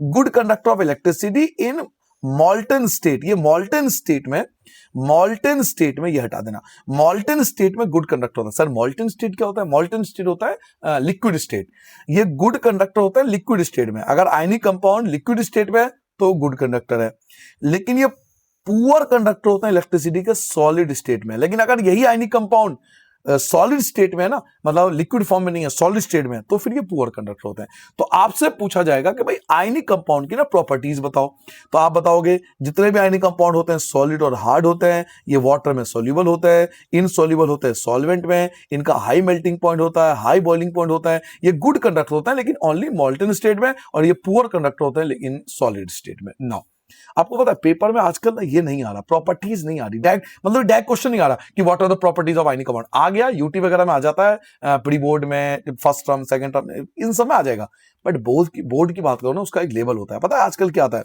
आप बोल रहे हो कि आयनिक कंपाउंड सॉलिड होते हैं, हार्ड होते हैं, तो पूछेगा वाई, क्यों भाई, वाई क्यों होते हैं हार्ड, ये बताओ, रीजन बताओ, हार्ड क्यों होते हैं। तो रीजन अब पढ़ेंगे। देखो why ionic compound are solid और हार्ड, आयनिक कंपाउंड सॉलिड या हार्ड क्यों होते हैं?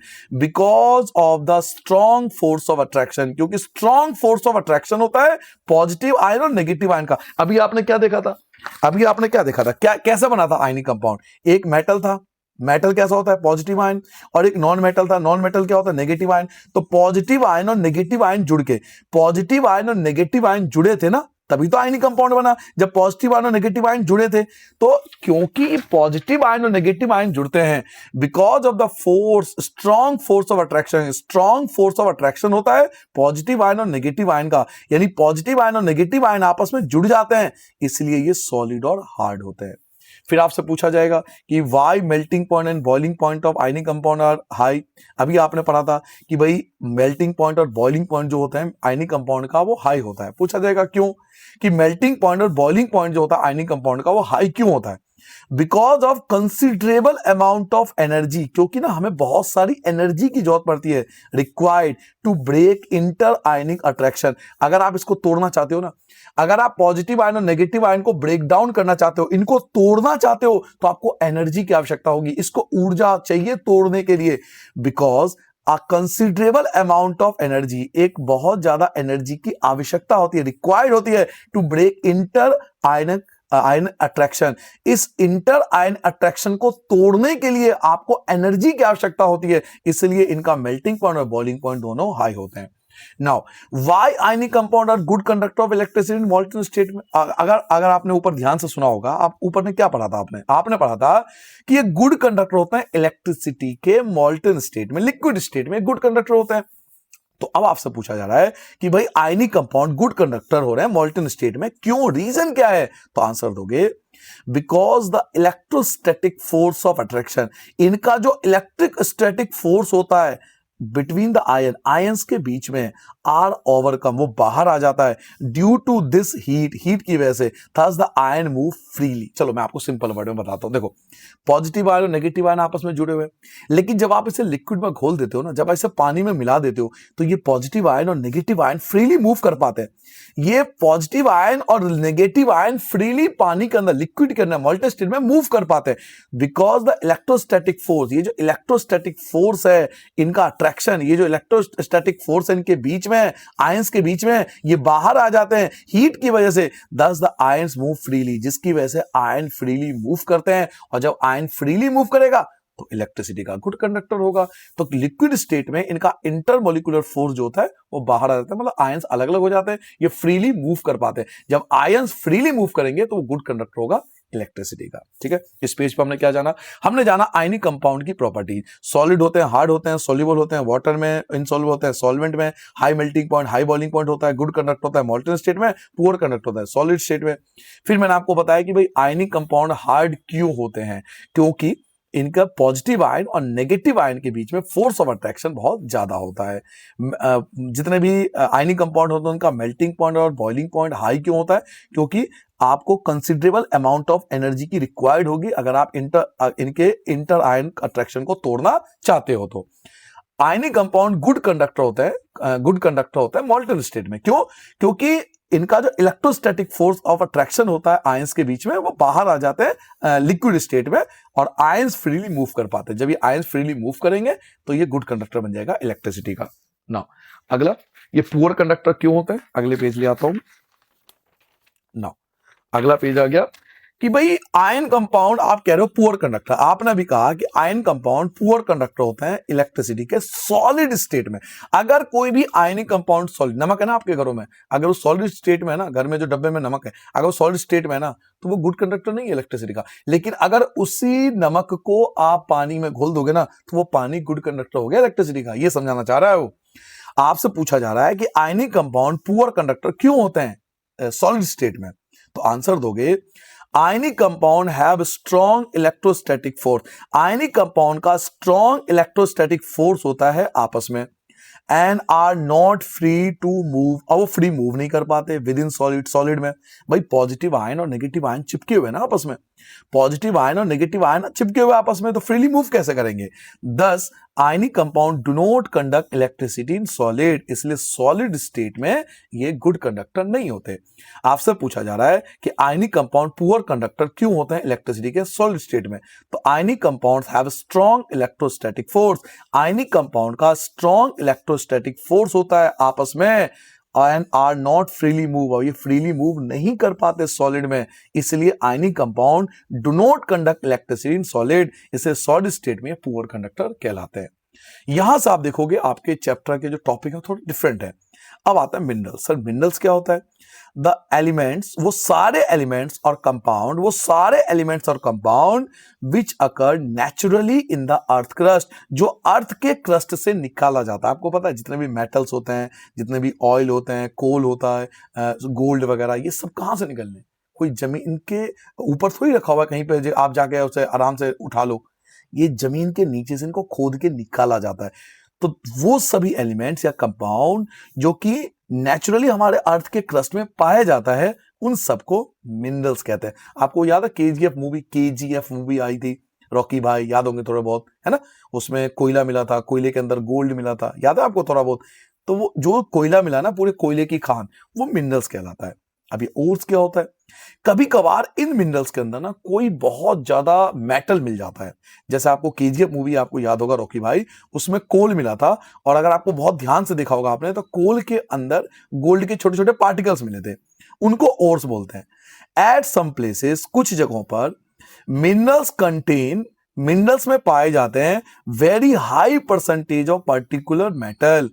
कभी कभार किसी जगहों पर मिनरल्स में पाए जाते हैं high percentage of a particular metal. अगर कोई मिनरल्स में कोई मेटल मिल जाता है ना, तो उसको ओर्स कहते हैं। जैसे मैं केजीएफ मूवी का बार बार एग्जांपल ले रहा हूं, उनको क्या मिला था? उनको कोयले का खादान मिला था, सब कोयला निकाल लेते, कोई दिक्कत नहीं है। अगर आपको केजीएफ मूवी पार्ट 1 याद हो, कोयला निकाल लेते, कोई दिक्कत नहीं। लेकिन एक बार क्या होता है कि कोयले के अंदर जो कोयले का टुकड़ा था ना, उसमें गोल्ड के छोटे छोटे पार्टिकल्स दिखाई दिए। तो ये कंफर्म हो गया कि गोल्ड के अंदर कोयले के अंदर गोल्ड के पार्टिकल्स है।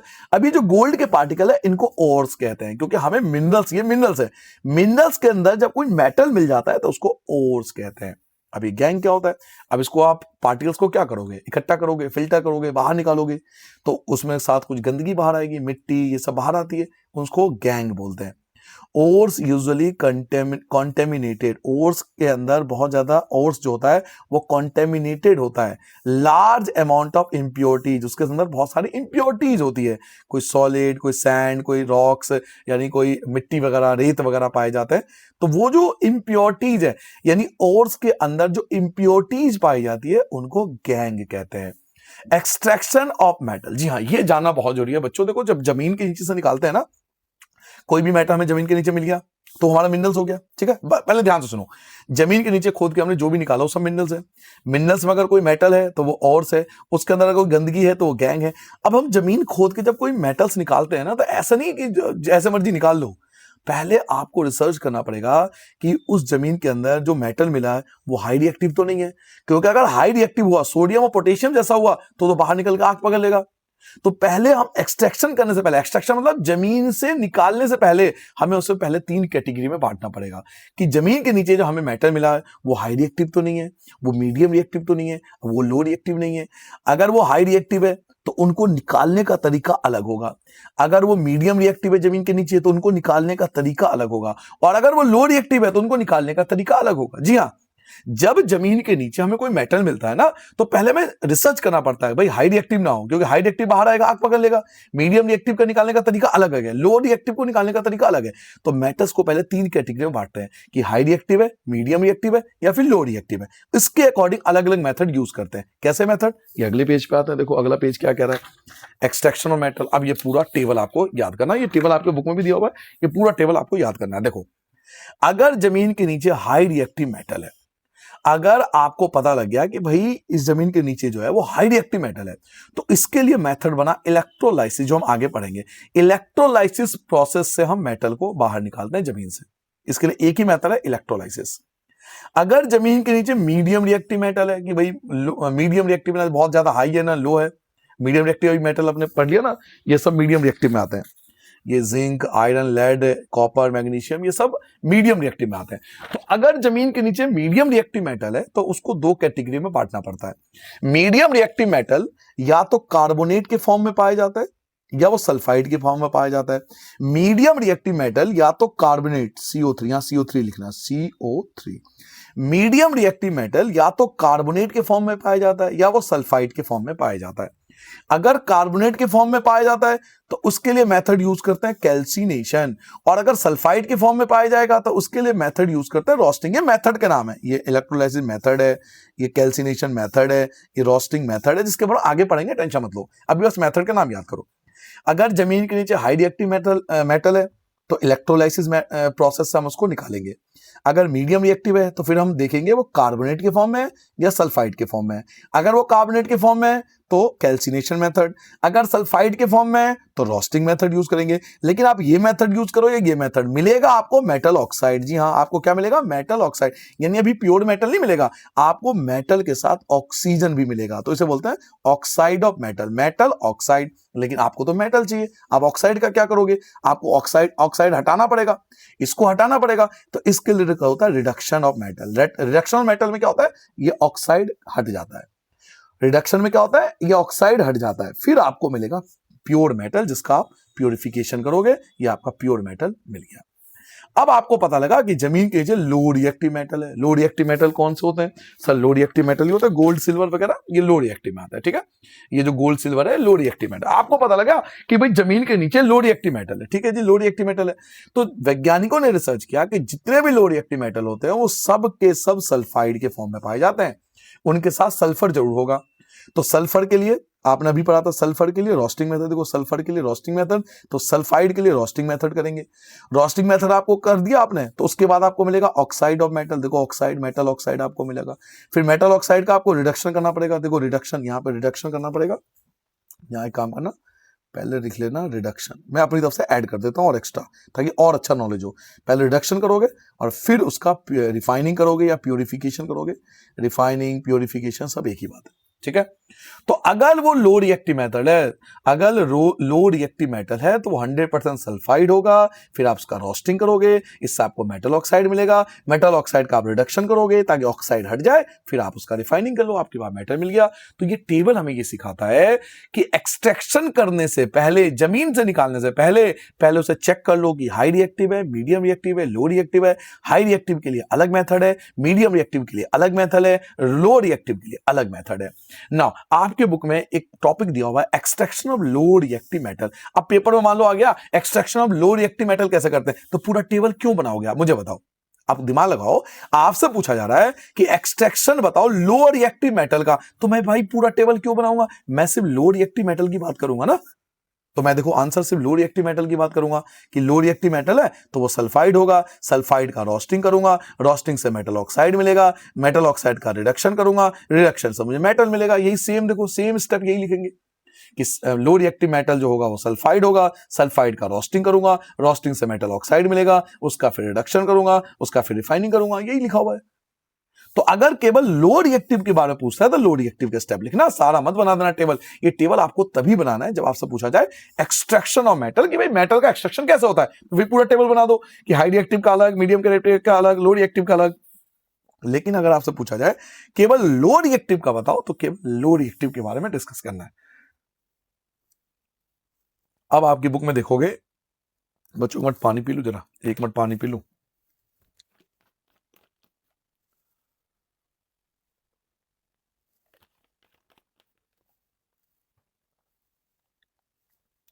चलिए, अब आपके बुक में देखोगे, आपके बुक में ना दो लो रिएक्टिव मेटल की बात की गई है। एक तो मरकरी के बारे में बात की गई है जो सीनाबार से निकालते हैं। सीनाबार क्या होता है?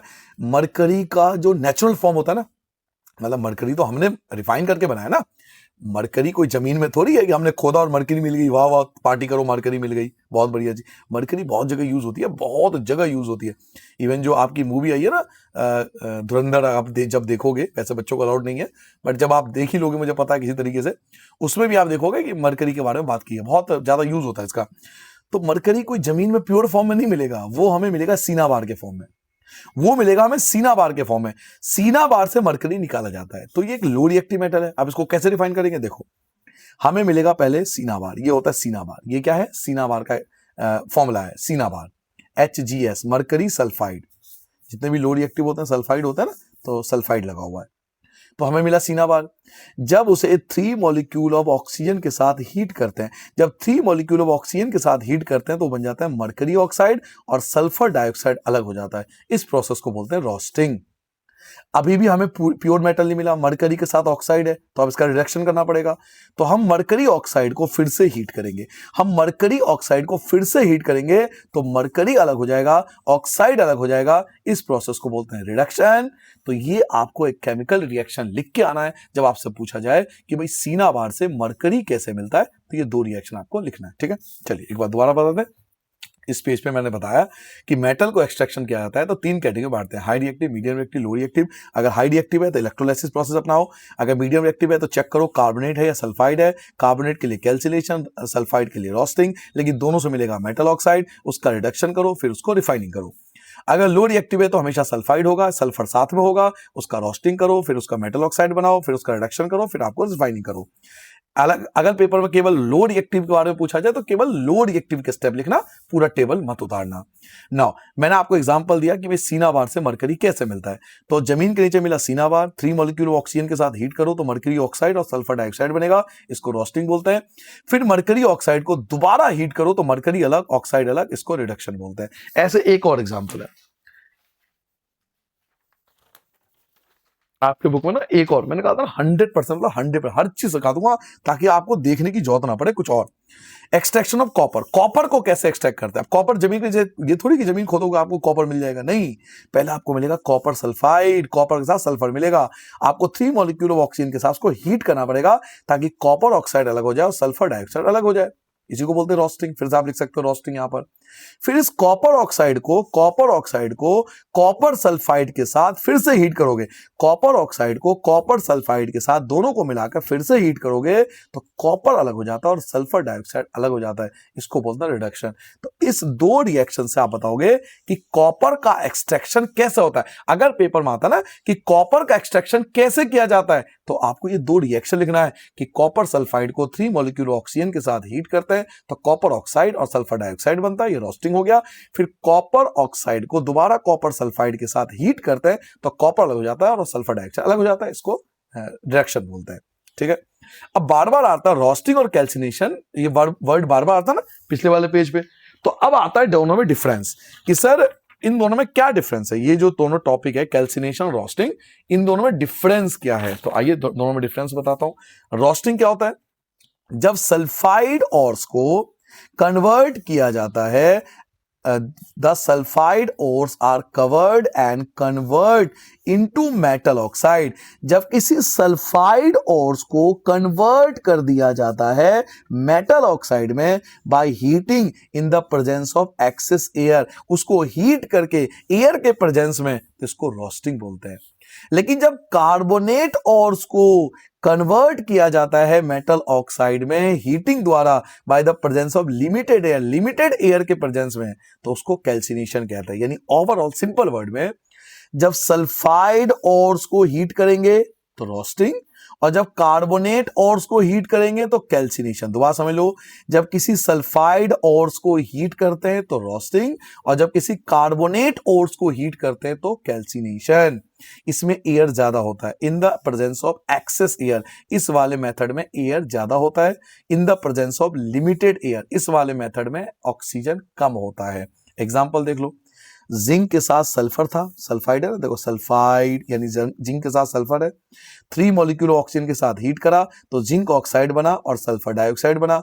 फिर इस जिंक ऑक्साइड को दोबारा कार्बन के साथ हीट करो तो जिंक अलग, कार्बन मोनोऑक्साइड अलग, तो जिंक बन गया। तो ये वाला जो रिएक्शन है ये एग्जाम्पल है रोस्टिंग का। हालांकि रोस्टिंग का एग्जाम्पल आप ये भी लिख सकते हो, रोस्टिंग का एग्जांपल आप ये भी लिख सकते हो क्योंकि ये भी रोस्टिंग का था ना, और आप चाहो तो रोस्टिंग का एग्जांपल ये भी ले सकते हो, ये भी रोस्टिंग था। देखो ये वाला दोनों रिएक्शन ले सकते हो रोस्टिंग के लिए। तो आप ये एग्जांपल लिख लो तो भी चल जाएगा, आप ये एग्जांपल लिख लो तो भी चल जाएगा, आप ये एग्जांपल लिख लो तो भी चल जाएगा, सब रोस्टिंग के लिए। एक कैल्सिनेशन का भी याद कर लो, जब जिंक कार्बोनेट को, देखो कार्बोनेट है ना, कार्बोनेट, देखो कार्बोनेट CO3, तो जब जिंक कार्बोनेट को हीट करते हैं तो जिंक ऑक्साइड बनता है और कार्बन डाइऑक्साइड बनता है। फिर जिंक ऑक्साइड को दोबारा कार्बन के साथ हीट करते हैं तो जिंक अलग और कार्बन मोनोऑक्साइड अलग। तो ये वाला मेथड जो है ये कैल्सिनेशन है क्योंकि इसमें कार्बोनेट है। तो जब सल्फाइड हो तो रोस्टिंग, और जब कार्बोनेट हो तो कैल्सिनेशन। तो ये 3 डिफरेंस आपको याद करना है रोस्टिंग और कैल्सिनेशन में। नाउ थर्मिट रिएक्शन क्या होता है, आप देखोगे आपके बुक में लास्ट में दिया हुआ है थर्मिट रिएक्शन। जब आयरन ऑक्साइड को एल्युमिनियम के साथ हीट करते हैं, जब आयरन ऑक्साइड को एल्युमिनियम के साथ हीट करते हैं तो ये दो चीज बनाता है, आयरन अलग कर लेता है, एल्युमिनियम ऑक्साइड अलग कर देता है और इसमें हीट जनरेट होती है। और ये क्यों दिया हुआ अलग से? क्योंकि इस रिएक्शन का इस्तेमाल होता है चीजों को ज्वाइन करने के लिए। वो जो आता है ना वेल्डर, जो वेल्डिंग करने आता है ना, लोहे को जोड़ते हैं, वो इसी रिएक्शन को करते हैं। आप उनके बाद देखना, एक तो वो जिसको ज्वाइन कर रहे हैं, लोहे को ज्वाइन कर रहे हैं, अपने साथ वो एक वो लाएंगे पेंसिल, वो पेंसिल बोलते हैं उसको, वो एल्यूमिनियम का होता है, आप उनसे पूछना, उनका पेंसिल होता है। दोनों को मिला के वो हीट करते हैं, इलेक्ट्रिक करंट प्रोवाइड करते हैं ना, तो आयरन अलग हो जाता है, एल्यूमिनियम ऑक्साइड अलग हो जाता है और बहुत सारी हीट जनरेट होती है। दिस रिएक्शन इज यूज, इस रिएक्शन का यूज किया जाता है फॉर ज्वाइनिंग रेलवे ट्रैक्स को जोड़ने के लिए और क्रैक को जोड़ने के लिए मशीन पार्ट। जैसे मैंने आपको बताया वेल्डिंग वाले आता है ना, वो इसी रिएक्शन को करते हैं, इसी को थर्मिक रिएक्शन बोला जाता है। हमने क्या क्या जाना? एक तो मैंने आपको बताया कि कॉपर का एक्सट्रैक्शन कैसे करते हैं। कॉपर सल्फाइड को 3 मॉलिक्यूल ऑफ ऑक्सीजन के साथ हीट करोगे तो कॉपर ऑक्साइड बनेगा, सल्फर डाइऑक्साइड बनेगा। फिर कॉपर ऑक्साइड को दोबारा कॉपर सल्फाइड के साथ हीट करोगे तो कॉपर अलग और सल्फर डाइऑक्साइड अलग। ये रोस्टिंग है, ये रिडक्शन है। रोस्टिंग और कैल्सिनेशन में क्या डिफरेंस है? रोस्टिंग में सल्फाइड ऑर्स को हीट करते हैं, कैल्सिनेशन में कार्बोनेट ऑर्स को हीट करते हैं। रोस्टिंग में एक्सेस एयर होता है, कैल्सिनेशन में लिमिटेड एयर होता है। इसके लिए एग्जांपल लिया मैंने जिंक सल्फाइड का, इसका एग्जांपल जिंक सल्फाइड, इसका example zinc carbonate. Thermic reaction में आयरन ऑक्साइड को एल्युमिनियम के साथ हीट करते हैं इलेक्ट्रिक करंट द्वारा, तो आयरन अलग, एल्युमिनियम ऑक्साइड अलग और हीट जनरेट होता है। इस रिएक्शन का इस्तेमाल रेलवे ट्रैक को जोड़ने के लिए या मशीन को जोड़ने के लिए किया जाता है, इसी को थर्मिक रिएक्शन बोला जाता है। नाउ अगला टॉपिक क्या है? Extraction of high reactive metal. जी हाँ बच्चों, एक्सट्रैक्शन ऑफ हाई, अभी मैंने अलग से पढ़ाया था ना। एक मिनट पानी पी लूं जरा, एक मिनट पानी पी लेता हूं।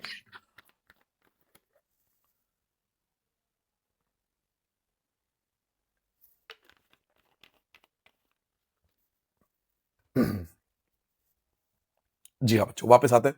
देखो, जैसे मैंने आपको अभी अभी एक सिखाया था लो रिएक्टिव मेटल का एक्सट्रैक्शन, वैसे एक टॉपिक आता है extraction of high reactive metal, कि भाई हाई रिएक्टिव मेटल का एक्सट्रैक्शन कैसे करोगे? जब आप जमीन से हाई रिएक्टिव मेटल को कैसे निकालोगे? क्योंकि वो तो बाहर निकालते आग पकड़। तो इसका तरीका है इलेक्ट्रोलाइसिस, इसको इलेक्ट्रोलाइटिक बोलते हैं, इसको इलेक्ट्रोलाइसिस बोलते हैं, आप जो बोल सकते हो, ठीक है। तो किसी हाई रिएक्टिव मेटल का एक्सट्रैक्शन कैसे करते हैं? देखो, इसके लिए हमें चाहिए कॉपर सल्फेट। कॉपर सल्फेट आपको याद होगा चैप्टर 1 ब्लू कलर का होता है। इसमें 2 रॉड होते हैं, एक होता है कैथोड, एक को बोलते हैं एनोड। एक को बोलते हैं कैथोड, एक को बोलते हैं एनोड। कैथोड कौन होता है? जो हाई रिएक्टिव मेटल है उसका बना होता है, जो हाई रिएक्टिव मेटल जिसको हमें प्यूरिफाई करना है।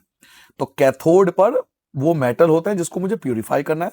और एनोड कौन होता है? एनोड होता है दूसरा रॉड जो प्योर मेटल का बना होती है, बिल्कुल प्योर है। मान लो मैं एग्जांपल लेता हूं, मान लो मुझे पोटेशियम को अलग करना है, ठीक है, मैं एग्जांपल लेता हूं छोटा सा।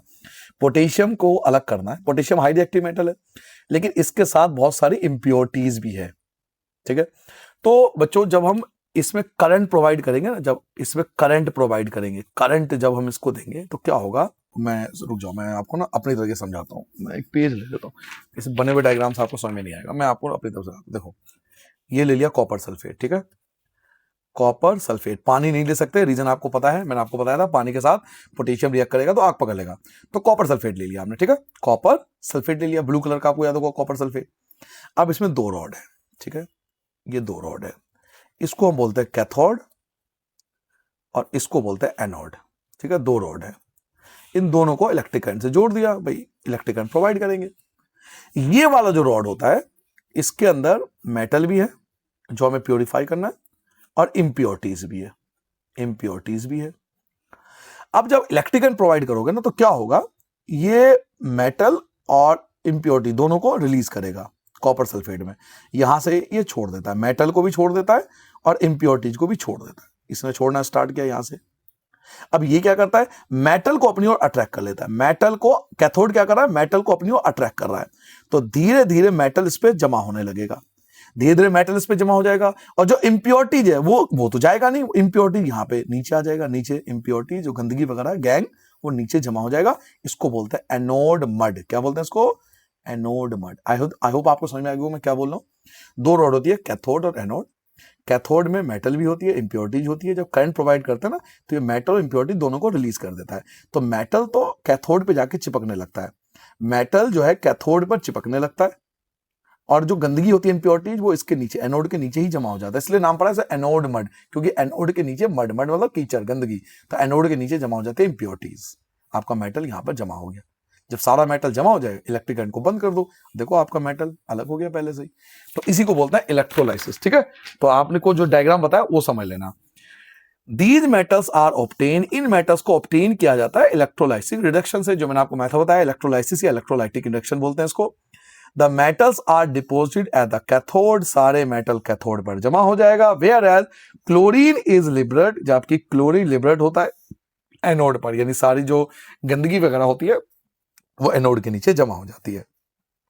रिफाइनिंग ऑफ मेटल, देखो सेम यही टॉपिक है, बिल्कुल आप यही चीज पढ़ने वाले हो। रिफाइनिंग ऑफ मेटल, आपको पता है जितने भी मेटल को रिफाइनिंग करता है ना, इसके लिए भी सेम इलेक्ट्रोलाइटिक मेथड ही इस्तेमाल होता है। मेटल को रिफाइन करने के लिए भी हम लोग इलेक्ट्रोलाइटिक मेथड का ही इस्तेमाल करते हैं। सेम डिट्टो यही बोलने वाला हूं मैं, जो मैं आपको अभी पढ़ाया था। क्या पढ़ाया था दोबारा देख लो, दोबारा समझ लो, बिल्कुल यही चीज आपको, आप चाहो तो ना डायग्राम समझ के ना आप खुद अपने आप बना के भी लिख सकते हो। क्या कि हम एक पहले इलेक्ट्रोलाइट लेंगे, इसको बोलते हैं इलेक्ट्रोलाइट, कॉपर सल्फेट को बोलते हैं इलेक्ट्रोलाइट, इलेक्ट्रोलाइट्स। ठीक है, इलेक्ट्रोलाइट्स बोलते हैं। इसके अंदर दो रॉड होंगे, एक होगा कैथोड और एक होगा एनोड। ठीक है, आप अपनी तरफ से बना के लिख सकते हो, कोई नहीं, रटने की जरूरत नहीं है। एक कैथोड होगा, एक एनोड होगा। कैथोड एनोड के पास मेटल भी है, एनोड के पास मेटल भी है और इसके पास इंप्योरिटीज भी है। दोनों को इलेक्ट्रिक करंट से, बैटरी से इलेक्ट्रिक करंट से कनेक्ट कर देंगे। जैसे ही आप करंट प्रोवाइड करोगे तो एनोड क्या करता है, मेटल को और इंप्योरिटीज को रिलीज करता है। ये इंप्योरिटीज को रिलीज करता है और मेटल को रिलीज करता है। ठीक है, रिलीज हो रहा है। सारे के सारे प्योर मेटल कैथोड पर आपके चिपकने लगते हैं। प्योर मेटल कैथोड पे आके चिपकने लगते हैं, यहां पर आके मेटल चिपक जाते हैं, अट्रैक्ट होता है। कैथोड क्या करता है, सारे मेटल को अपनी ओर अट्रैक्ट कर लेता है। और जो गंदगी है वो एनोड के नीचे, यहां पे नीचे जमा होने लगेगा, धीरे धीरे नीचे आके यहां जमा हो जाएगा। इसको एनोड मड कहते हैं, एनोड मड कहते हैं। कुछ घंटों बाद आप देखोगे कि ये जो रॉड है बिल्कुल पतला, खत्म होने लगेगा, बिल्कुल लगभग लास्ट खत्म, क्योंकि इसने सब कुछ रिलीज कर दिया। और ये रॉड धीरे धीरे मोटा होता जाएगा, ये रॉड धीरे धीरे मोटा हो जाएगा। क्यों? क्योंकि सारे मेटल इस पे आके चिपक हो रहे हैं। जब ऐसा लगे कि बिल्कुल बंद हो गया, अब सब कुछ चिपक गया, आप करंट को बंद कर दो, आपका प्योर मेटल कैथोड पे आके जमा हो गया। इसी को आपको एक्सप्लेन करना है अपनी भाषा में। ठीक है, लो देखो यही चीज मैंने आपको समझाया है, अब इसी चीज को स्टेटमेंट में लिखूंगा मैं। ऑन पासिंग द करंट, जब करंट पास करते हैं, setup as through the electrolyte, electrolyte मतलब कॉपर सल्फेट में, pure metal from the anode, pure metal anode को छोड़ देता है, डिसॉल्व हो जाता है, इलेक्ट्रोलाइट मतलब कॉपर सल्फेट में डिसॉल्व हो जाता है। And equivalent amount of pure metal, उतनी ही मात्रा में pure metal from the electrolyte से यानी कॉपर सल्फेट से डिपोजिट हो जाता है कैथोड पर। यही मैंने आपसे कहा था, इलेक्ट्रोलाइट से वो धीरे धीरे कैथोड पर जाके जमा हो जाएगा। द सोल्यूबल इंप्योरिटी, जबकि जो इनसोल्यूबल इंप्योरिटीज होती है, इनसोल्यूबल आएगा, इनसोल्यूबल यहां पे इन लगा देना। ठीक है, द इनसोल्यूबल इंप्योरिटी, जो इनसोल्यूबल इंप्योरिटीज होती है, गंदगी, गो इनटू द सॉल्यूशन, वो सॉल्यूशन में रह जाता है, मतलब कॉपर सल्फेट में रह जाता है। The insoluble impurities self down at the bottom, वो बॉटम में जमा हो जाता है एट द एनोड, एनोड के नीचे, और इसको एनोड मड कहते हैं। जो मैंने आपको सिखाया वो एज इट इज, आप स्टेटमेंट आराम से पढ़ लो, एक एक वर्ड वही आपको अपनी भाषा में एक्सप्लेन करना है। इस पेज पे क्या क्या जाना, इस पेज पे हमने एक ही चीज जाना, इलेक्ट्रोलाइटिक मेथड क्या होता है। ठीक है, इलेक्ट्रो में आप इसके आंसर भी यही लिखोगे और इसका आंसर भी यही लिखोगे। इलेक्ट्रोलाइटिक मेथड, ये छोटा सा इंट्रोडक्शन था और ये पूरा रिफाइनिंग ऑफ मेटल में यूज होता है। मैं फिर से बोलूंगा, अगर आपको ये समझना है तो वीडियो को पीछे देख लेना। इसमें दो रॉड होते हैं, एनोड और कैथोड, और ये होता है इलेक्ट्रोलाइट यानी कॉपर सल्फेट। इसके पास मेटल भी है, इंप्योरिटीज भी है। जब करंट पास करता है तो ये मेटल को और गंदगी को, गैंग वगैरह को, इंप्योरिटीज को रिलीज करता है। मेटल धीरे धीरे कैथोड पे जमा हो जाता है, ये अट्रैक्ट करता है मेटल को, और इंप्योरिटीज एनोड के नीचे जमा हो जाती है। इसको एनोड मड कहते हैं क्योंकि इंप्योरिटीज है। और धीरे धीरे सारा मेटल कैथोड पे जमा हो जाएगा। कैथोड जो होता है मेटल को अट्रैक्ट करता है, इसकी रॉड धीरे धीरे मोटी होती जाएगी और ये बिल्कुल खत्म हो जाएगा क्योंकि इसने सब कुछ रिलीज कर दिया। इसी चीज को आपको स्टेटमेंट में एक्सप्लेन करना है। ठीक है, अपनी भाषा में भी लिख सकते हो ना। अगला पेज आता है कोरोजन। याद करो, कोरोजन आप पहले भी पढ़ चुके हो, चैप्टर 1 याद है आपको, फिर से वही आ गया। ठीक है, तो कोई नहीं, फिर से पढ़ा देते हैं यार, अगर है तो क्या दिक्कत है, दोबारा पढ़ने में कोई परेशानी थोड़ी है, बस चैप्टर खत्म होने वाला है। When a metal is attack, when a metal is attack by, जब एक मेटल अटैक, जब मेटल पर अटैक होता है बाय मॉइस्चर, नमी का, और एसिड का। जब कोई मेटल पर अटैक होता है मॉइस्चर और एसिड का, it is said to be corrode, उसको कैरोड कहते हैं। And this process of coating, और ये जो प्रोसेस होता है इसमें कोटिंग लग जाती है, लेयर जम जाती है मेटल के ऊपर, इसको कोरोजन कहते हैं। सेम यही बात मैंने आपको फर्स्ट चैप्टर में बताया था कि जब आप लोहे को छोड़ दोगे कुछ दिन के लिए, आप धीरे धीरे देखोगे उस पर ब्राउन कलर की कोटिंग हो जाती है। सिल्वर के, चांदी के पायल मम्मी ने पहने होंगे, आप चेक कर लो, उस पर ब्लैक कलर की कोटिंग होगी। क्यों? क्योंकि जब वो सिल्वर वगैरह मॉइस्चर के, नमी के, पानी के, इन सब के कांटेक्ट में आता है तो वो धीरे धीरे कोरोड होने लगता है, उसके ऊपर एक लेयर जम जाती है, कोटिंग हो जाती है मेटल के ऊपर, उसी को कोरोजन कहते हैं, जो धीरे धीरे उसको खत्म करता जा रहा है। क्या कोई तरीका है जिससे कोरोजन से बचा जा सकता है? हाँ, तरीका है। क्या क्या? आप पेंटिंग करते हैं, लोग ऑयलिंग करते हैं, ग्रीजिंग करते हैं कोरोजन से बचने के लिए। गैल्वेनाइजेशन एक मेथड है जिससे कोरोजन से बचा जा सकता है। एनोडाइजिंग, याद करो पीछे पढ़ा था, अभी थोड़ी देर पहले पढ़ा था ये एनोडाइजिंग। तो एनोडाइजिंग जिंक के लिए, अभी हम पढ़ेंगे इसके आगे भी। तो एनोडाइजिंग एल्युमिनियम के लिए, सॉरी एल्युमिनियम के लिए था ना एनोडाइजिंग, पीछे पढ़ा था अभी हमने। एनोडाइजिंग मेथड है कोरोजन से बचने के लिए। क्रोम प्लेटिंग, आपने 8th में पढ़ा होगा, लोहे के ऊपर क्रोमियम की लेयर चढ़ा देते हैं। मेकिंग एलॉय, अभी आगे पढ़ोगे, एलॉय बनाकर। तो ये सब कुछ मेथड है जिससे कोरोजन से बचा जा सकता है। लोग लोहे की गेट पर पेंट करते हैं, ऑयलिंग लगाते हैं, ग्रीजिंग करते हैं। गैल्वेनाइजेशन मेथड है, एनोडाइजिंग मेथड है, क्रोम प्लेटिंग मेथड है, एलॉय बनाकर। ये सब तरीके हैं जिससे कोरोजन से बचा जा सके। What is galvanisation? अभी पढ़ा था ना गैल्वेनाइजेशन होता क्या है। तो आयरन पर जब जिंक की लेयर चढ़ा देते हैं, जब आयरन पर लोहा, अंदर लोहा, ऊपर जिंक की परत, तो जब लोहे पर जिंक की लेयर चढ़ा देते हैं तो उसको गैल्वेनाइजेशन बोलते हैं। कॉटिंग ऑफ जिंक, जिंक की कॉटिंग कर देंगे आयरन और स्टील पर। जब आयरन और स्टील पर, मोस्टली आयरन पे होता है क्योंकि आयरन थोड़ा सस्ता होता है, जिंक स्टील थोड़ा महंगा होता है। तो जब लोहे पर हम जिंक की परत चढ़ा देते हैं तो उसको गैल्वेनाइजेशन बोला जाता है। एलॉय क्या होता है? जब एक मेटल में दूसरा मेटल मिला लो, जैसे गोल्ड में आप कॉपर मिला लो उसको हार्ड बनाने के लिए, तो एलॉय बन गया।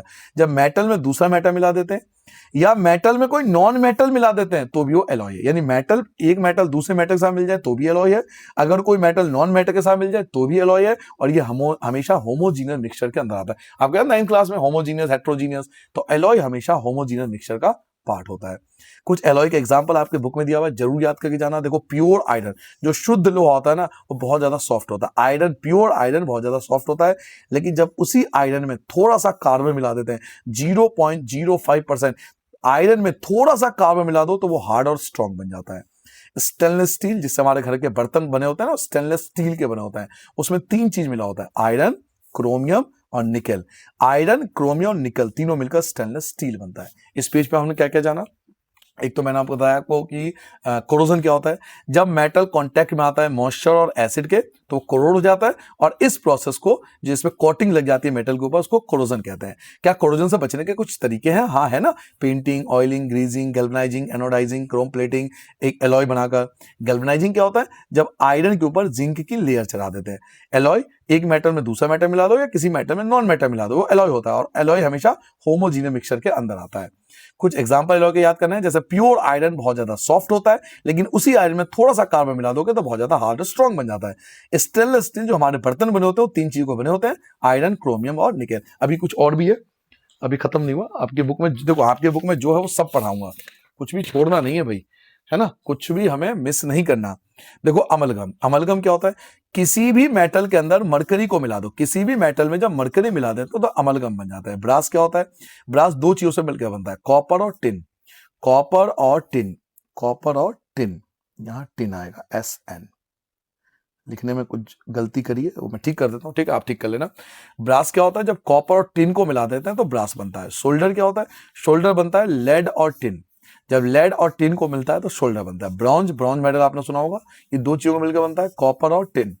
कॉपर और टिन, कॉपर और टिन, मुझे लगता है, एक मिनट रुक जाना, यहाँ कॉपर और जिंक आएगा, ठीक है, अब देख लेना, कंफर्म कर लेना, हो सकता है कुछ गलती हो जाए, बट मेरे हिसाब से यहाँ कॉपर और जिंक आएगा, ठीक है। कॉपर और जिंक को मिलाते हैं तो ब्रास बनता है, लेड और टिन को मिलाते हैं तो शोल्डर बनता है, कॉपर और टिन को मिलाते हैं तो ब्रॉन्ज बनता है। अब ठीक है, देखो, प्योर गोल्ड, प्योर गोल्ड जो होता है 24 कैरेट का होता है, ये आपने सुना होगा अपनी मम्मी वगैरह से, ये बहुत ज्यादा सॉफ्ट होता है। तो ज्वेलरी वगैरह बनाने के लिए, ज्वेलरी बनाने के लिए 22 कैरेट का गोल्ड लेते हैं, क्योंकि बहुत ज्यादा सॉफ्ट हो जाएगा 24 कैरेट, तो 22 कैरेट गोल्ड लेते हैं, 2 कैरेट कुछ और मिलाते हैं, कभी कॉपर कभी सिल्वर, ताकि वो थोड़ा सा हार्ड हो जाए, है ना। प्योर गोल्ड बहुत सॉफ्ट होता है, इससे ज्वेलरी नहीं बन सकती। तो इसको 22 कैरेट गोल्ड लेते हैं और 2 कैरेट कुछ और मिला देते हैं, कोई और मेटल मिला देते हैं ताकि वो थोड़ा हार्ड बन जाए, ज्वेलरी बन जाए। अब आते हैं एक्टिविटी पे। पहली एक्टिविटी क्या कहती है? 3.1 एक्टिविटी कहती है कि जितने भी मेटल होते हैं वो लस्टर होते हैं, और आज के बारे में पढ़ चुके हो। मेटल जो है शो करता है मेटेलिक लस्टर यानी शाइनिंग सरफेस। सभी मेटल में लस्टर मतलब चमकीले होते हैं, वो ये आप पढ़ चुके हो। हार्डनेस एंड कटिंग मेटल आप पहले पढ़ चुके हो। कुछ मेटल बहुत ज्यादा हार्ड होता है, कुछ मेटल सॉफ्ट भी होते हैं। सोडियम बहुत ज्यादा सॉफ्ट होता है और इसको हम चाकू से काट सकते हैं, पहले पढ़ चुके हो। एल्केली मेटल मैंने 3 बताए थे, लिथियम, सोडियम और पोटेशियम, ये तीनों एल्केली मेटल होते हैं, बहुत ज्यादा सॉफ्ट होते हैं, पीछे आप पढ़ चुके हो। मेलेबिलिटी मतलब मैंने आपको बताया था आप इससे शीट बना सकते हो, थिन शीट बना सकते हो। तो मेटल को हम चेंज कर सकते हैं उससे शेप को, अगर हम चाहे तो उससे शीट बना सकते हैं। मेटल आर जनरली मेलेबल, जितने मेटल होते हैं मोस्टली मेलेबल होते हैं। डक्टिलिटी मैंने आपको बताया था, इससे वायर बनती है, तार बनती है। मोस्ट मेलेबल बताया था, मोस्ट डक्टाइल बताया था गोल्ड को। मेटल को हम थिन वायर्स बना सकते हैं। Metal are ductile, metal ductile होते हैं। गोल्ड जो होता है सबसे ज्यादा मोस्ट डक्टाइल होता है। तो आप क्या देख रहे हो, ये सभी एक्टिविटी हम ऑलरेडी कवर कर चुके हैं। आप मेटेलिक लस्टर कवर कर चुके हो, आप ये सॉफ्ट मेटल कवर कर चुके हो, आप ये गोल्ड वगैरह जो शीट बन सकती है कवर कर चुके हो, आप तार बना सकते हो, ये सब कवर हो चुका है पहले ही। ठीक है ना। अगली एक्टिविटी क्या आती है? Conduction of heat. Conduction of heat क्या कहता है?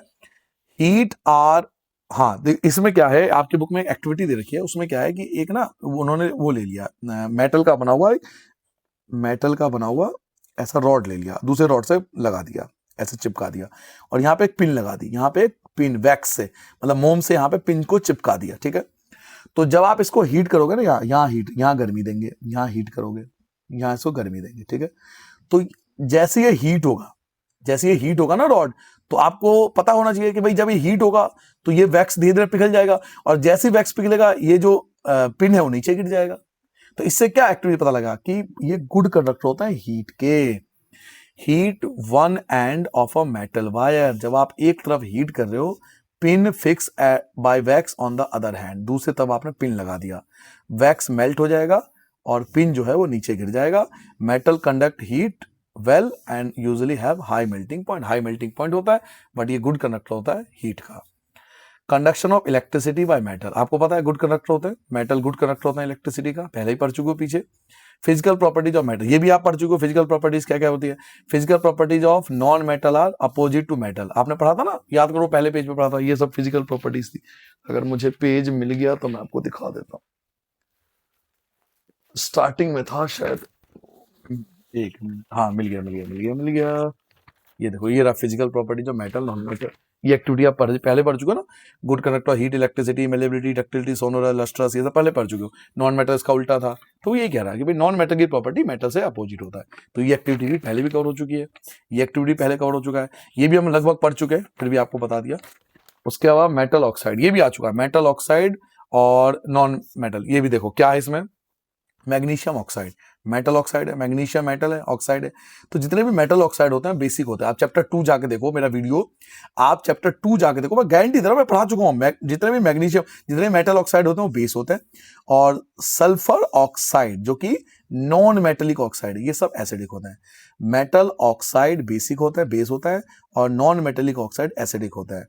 मेटल हमेशा बेसिक ऑक्साइड बनाता है, नॉन मेटल हमेशा एसिडिक ऑक्साइड बनाता है। जब मैग्नीशियम ऑक्सीजन के साथ रिएक्ट करेगा तो मैग्नीशियम ऑक्साइड, सल्फर ऑक्सीजन के साथ रिएक्ट करेगा सल्फर डाइऑक्साइड। ये सब चैप्टर 2, आप पूरा चैप्टर 2 देखो, चैप्टर 2 में ऑलरेडी एक्टिविटी आ चुकी है। 100% बता रहा हूं मैं आपको, मेटल बेसिक ऑक्साइड होता है, नॉन मेटल एसिडिक ऑक्साइड होता है, आप जाके देखना, पीछे लिखवा चुका हूं मैं। आगे reaction of metal with oxygen, इसमें मैंने आपको बताया था पोटेशियम, सोडियम बहुत ज्यादा रिएक्टिव होता है, तभी तो केरोसिन ऑयल में डुबो के रखते हैं ना, पीछे आ चुका एक्टिविटी है। उसके बाद अगला आता है जी, बस लास्ट ये वाला पेज खत्म हो जाएगा चैप्टर हमारा, बस ये लास्ट पेज है, ठीक है, फिर चैप्टर आपका खत्म हो जाएगा। जितने भी मेटल होते हैं जब कंबाइन होते हैं ऑक्सीजन के साथ तो वो ऑक्साइड बनाते हैं। कुछ ऑक्साइड होते हैं एम्फोटेरिक होते हैं। याद है एम्फोटेरिक, पीछे बता चुका हूं एम्फोटेरिक क्या होता है। एल्यूमिनियम ऑक्साइड, जिंक ऑक्साइड, अभी बताया था मैंने थोड़ी देर पहले। एल्यूमिनियम ऑक्साइड, जिंक ऑक्साइड, ये बेस्ट एग्जांपल है एम्फोटेरिक, ऐसे मेटल ऑक्साइड जो एसिड और बेस के साथ मिलकर सॉल्ट एंड वाटर बनाते हैं। तो ये भी हम कर चुके हैं पहले। Reaction of metal with water, ये भी देखो ये भी कवर हो चुका है। पोटेशियम और सोडियम बहुत तेजी से रिएक्ट करते हैं कोल्ड वाटर के साथ। कैल्शियम रिएक्ट करता है आराम से, लेकिन कैल्शियम फ्लोट करता है। मैग्नीशियम भी आराम से रिएक्ट करता है, लेकिन ये केवल हॉट वाटर के साथ रिएक्ट करता है। और मैग्नीशियम भी पानी के ऊपर फ्लोट करता है, बताया था ना आपको। इसके बाद ये भी बताया था कि एल्युमिनियम, जिंक और एल्युमिनियम, आयरन और जिंक ये केवल स्टीम के साथ रिएक्ट करता है। याद करो पीछे आ चुका है ये। पोटेशियम, सोडियम कोल्ड वाटर के साथ बहुत तेजी से रिएक्ट करता है। कैल्शियम पानी के ऊपर फ्लोट करता है, मैग्नीशियम पानी के ऊपर फ्लोट करता है, ये सब आ चुके हैं पहले। एल्युमिनियम, आयरन, जिंक ये केवल भाप के साथ, स्टीम के साथ रिएक्ट करता है, पहले पीछे आ चुका है। Reaction of metal with acid, जितने भी देखो मेटल जब एसिड के साथ रिएक्ट करता है तो सॉल्ट एंड हाइड्रोजन गैस बनाता है। लेकिन मैंने आपको एक एक्स्ट्रा बताया था, अगर आपको थोड़ा बहुत याद है, नाइट्रिक एसिड।